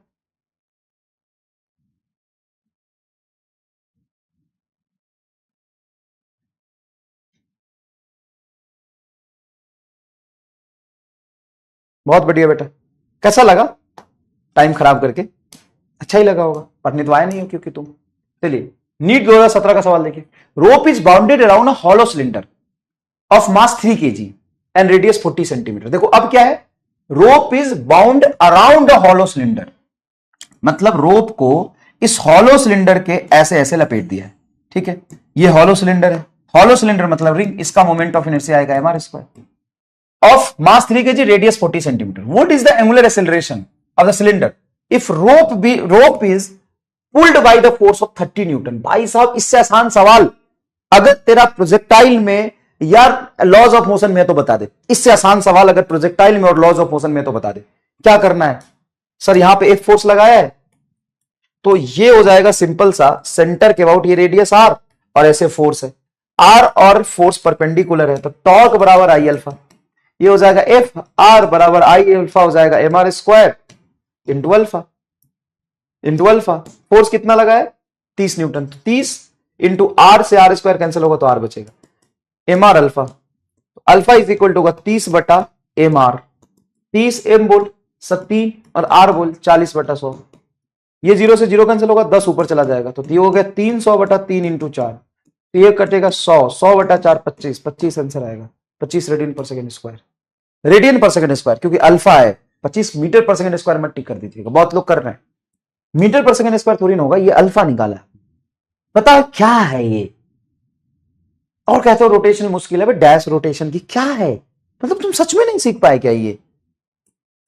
टॉर्क बराबर आई अल्फा, टॉर्क कितना लगेगा, तो ये तो कितने सवाल करा दिए, एफ है और ये आर है, तो टॉर्क हो गया एफ आर, टॉर्क हो गया एफ आर, और हॉलो सिलेंडर है तो मोमेंट ऑफ इनर्शिया हो जाएगा mr² इंटू अल्फा, आर से r² कटेगा आर बचेगा, तो अल्फा इज इक्वल टू हो गया 30/mr। ओ हो क्या है ये, a uniform circular disc of mass इतना rest at the free turns about an axis which is perpendicular to plane and passing through centre. अब पूरा ये देखो, ये पूरा लाइन पर, अब देखो सारे PYQ है, सारे PYQ है, 17 का 14 का 14 का, ये सारे PY, ये जेई मेन है, ये जेई मेन का सवाल है, जेई मेन में ऐसे फिल इन द ब्लैंक्स वाले आते हैं, जेई मेन का सवाल है, ये जेई मेन का सवाल है, और ये तो उस साल का सवाल है जब नीट सबसे मुश्किल आया था, और मैं तुमसे वादा करता हूं मैंने सवाल नहीं पढ़ा है। 3 लाइन, सिर्फ 3 लाइन, इससे अगर ज्यादा हुआ ना तो पढ़ाना छोड़ दूंगा। सिर्फ 3 लाइन, नीट 2016 का रोटेशनल मोशन का सवाल है, सिर्फ 3 line. Uniform circular disc of radius 50 centimetre at rest. तो ये डिस्क है जिसकी रेडियस है 50 सेंटीमीटर और इस पे रेस्ट पे, free to turn about an axis which is perpendicular to इस प्लेन एंड पासिंग थ्रू इस सेंटर। भाई सेंटर से और परपेंडिकुलर पास कर रहा, अब क्या चाहिए तुम्हें? क्या है? डिस्क है। मोमेंट ऑफ इनर्शिया क्या आएगा बता? mr²/2 आएगा। डिस्क के centre and perpendicular to plane से pass, subjected to a torque which produce a constant angular acceleration 20 radian per second square. देखो अल्फा हमको डायरेक्ट दे दिया। It net acceleration in metre per second square at the end of 2 second is approximately. ओ हो मुश्किल सवाल पूछ लिया ये तो यार, कोई बात नहीं। क्या पूछा है? Net acceleration in metre per second square, मतलब ये ए पूछा है, नेट एक्सीलरेशन पूछा है और उसका अल्फा हमको दिया हुआ है डायरेक्ट। ये तुम्हारा अल्फा दिया है तो एटी निकल जाएगा। एटी बराबर होता है आर अल्फा। एटी बराबर क्या होता है? R alpha. एटी बराबर क्या होता है? R alpha. तो आर कितना तुम्हारा 50 मतलब हाफ, और अल्फा है 2, तो हाफ इंटू 2 तो ये आ जाएगा 1 रेडियन पर सेकेंड स्क्वायर। तो ठीक है, और इसकी स्पीड कितनी आ जाएगी? वेलोसिटी वी नेट एक्सीलरेशन पूछा है, net acceleration eight the end of 2 second. ठीक है, तो फाइनल एंगुलर स्पीड आप निकाल सकते हो। फाइनल एंगुलर स्पीड होगा initial angular speed plus alpha into T. Initial angular speed 0 rest से चलना शुरू किया था, अल्फा तुम्हारा 2 है, इंटू 2 तो यह आ जाएगा 4 रेडियन पर सेकेंड। 4 रेडियन पर सेकेंड इसका फाइनल एंगुलर स्पीड है। 4 रेडियन पर सेकेंड के आगे फाइनल एंगुलर स्पीड। तो उस इंस्टेंट पर इसका जो एसी होगा वो होगा omega square into R. Omega बोलो सर, 4 चौका 16 इंटू रेडियस है हाफ, तो ये आ जाएगा 8। अब एसी और एटी का वेक्टर सम सी तो ए आता है, हाँ, तो 8 और 1 का वेक्टर सम √8 का होल स्क्वायर 64 और 1 65, √65 भी तो 8 ही होगा, लगभग 8 ही आंसर है। ये रहा तुम्हारा आंसर। नहीं समझे? ए पूछा ए तो ए तो भाई इतना तो दिमाग होना चाहिए कि एसी है, एसी हमने निकाल लिया ओमेगा स्क्वायर आर से। ये जब घूम रहा है तो इसका सेंट्रीपिटल एक्सीलरेशन भी तो एक चिपका हुआ होगा। अभी तक हम एसी क्यों नहीं ले रहे थे? क्योंकि सिर्फ अल्फा ओमेगा में रिलेशन था, इसलिए हम एसी नहीं ले रहे थे। हमको अगर अल्फा दिया हुआ है, आर पता है, तो एटी निकल गया। हाँ एटी निकल गया सर, एटी निकल गया। हाँ, और एसी होता है omega square R, omega square R से एसी निकल गया। एसी और एटी का वेक्टर सम करोगे परपेंडिकुलर, तो √8 का होल स्क्वायर 64 और 1 65। √65 तो लगभग 8 होगा ना, √65 7 तो होगा नहीं, 6 तो होगा नहीं, 3 तो होगा नहीं। और वैसे भी यहां पे एमआर स्टार लगाओ, कोई कैलकुलेशन नहीं। 8 और 1 का सम 8 या 8 से थोड़ा ज्यादा होगा, 8 से कम तो होगा नहीं, तो ये गलत, ये आंसर सही आ गया। ये बुद्धि कौन लगाएगा? ये बुद्धि कौन लगाएगा? ये बुद्धि कौन लगाएगा? सर ये समझ ही नहीं आया क्या किया आपने। बहुत आसान है, हमें अल्फा दिया है और हमें पूछा क्या? Acceleration eight the end of 2 second. 2 second के बाद एक्सीलरेशन, तो 2 सेकंड के बाद एटी और अल्फा चाहिए। अगर अल्फा कांस्टेंट है तो एटी कांस्टेंट हो गया ये, हाँ सर एटी हो गया। 2 सेकंड के बाद ओमेगा निकाल लिया, एसी होता है ओमेगा स्क्वायर बाय आर, तो 2 सेकंड के बाद ओमेगा इतना है तो एसी ये निकल जाएगा। हमें अल्फा से एटी निकला, अल्फा से हमने 2 सेकंड बाद ओमेगा निकाल लिया, ओमेगा होता है ओमेगा स्क्वायर आर, एसी होता है एसी निकल गया। एसी और एटी का वेक्टर सम, तो 8 और 1 का वेक्टर सम करेंगे तो 7 6 3 तो होगा नहीं, इसलिए एक आंसर है। बता सोच। A wheel has angular acceleration 3 radian per second square and initial angular speed is 2 radian per second. In a time 2 second it has rotated through the angle. अबे देखो 2007 का सवाल पूछा है, ये ऑलरेडी हो गया है। मैं ऐसे सवाल आपको कई सारे करा चुका हूं। Has angular acceleration 3 radian per second square, alpha दिया है, and initial angular speed ये दिया है, ये इनिशियल एंगुलर स्पीड दिया है, तो 2 सेकंड में कितना चलेगा? तो थीटा बराबर initial angular speed into T plus half alpha T square. यही तो करोगे चाचा मोहन, तो बहुत आसान रहो। और क्या? Solid body rotates about the fix axis such that its angular velocity depends on theta where omega is equal to K into theta का पावर -1। ये सर्कुलर मोशन में मैंने कराया हुआ है। तो ओमेगा किसका फंक्शन है? थीटा का फंक्शन है। Then time dependence of the theta is given as, तो ओमेगा को लिखोगे D theta by D T, D theta omega को लिखोगे D theta by D T is equal to K बटा थीटा। थीटा को यहां ले जाओ, थीटा इंटू डी थीटा बराबर के इंटू डी टी, के इंटू डी टी, हाँ सही है, के इंटू डी टी, यहां से इंटीग्रेट कर दो दोनों तरफ, तो थीटा इंटू डी थीटा का इंटीग्रेशन बराबर के इंटू डी टी का इंटीग्रेशन, ये हो जाएगा theta square by 2 is equal to K T, तो theta is equal to root under 2 K T. Exact तुम्हारा आंसर ही निकाल दिया मैंने, एग्जैक्ट तुम्हारा आंसर ही निकाल दिया। चौथा आंसर आएगा क्या? ये तो हो गया, ये आया था 8 पाई बाई 15, ये निकाला है मैंने, ये तो निकाला है, ये तो निकाला है भाई साहब।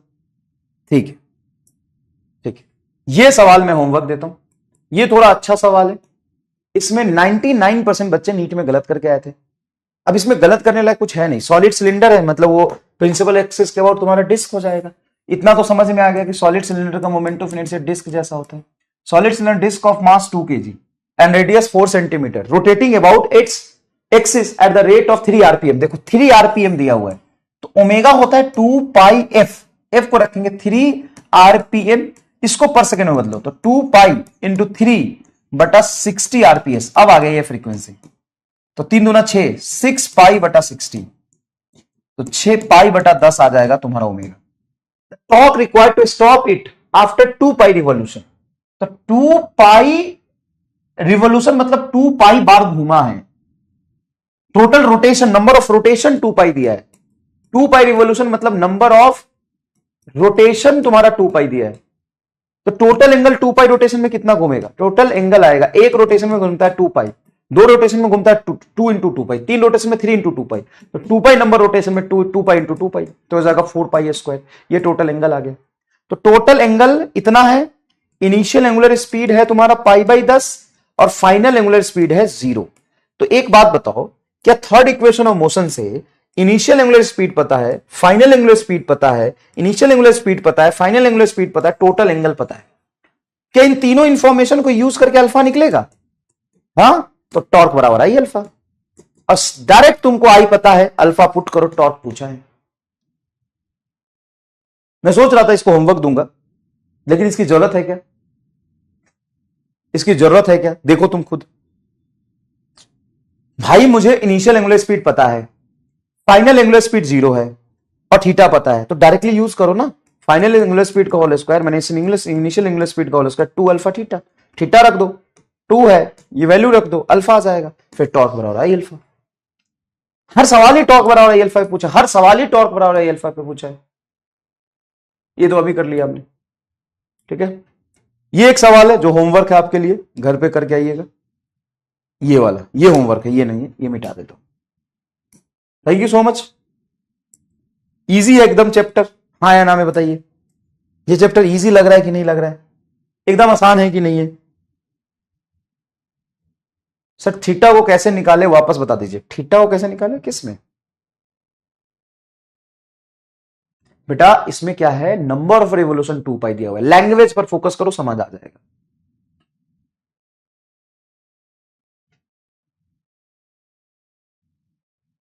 एटी बाय अल्फा का डायमेंशन रॉन्ग है।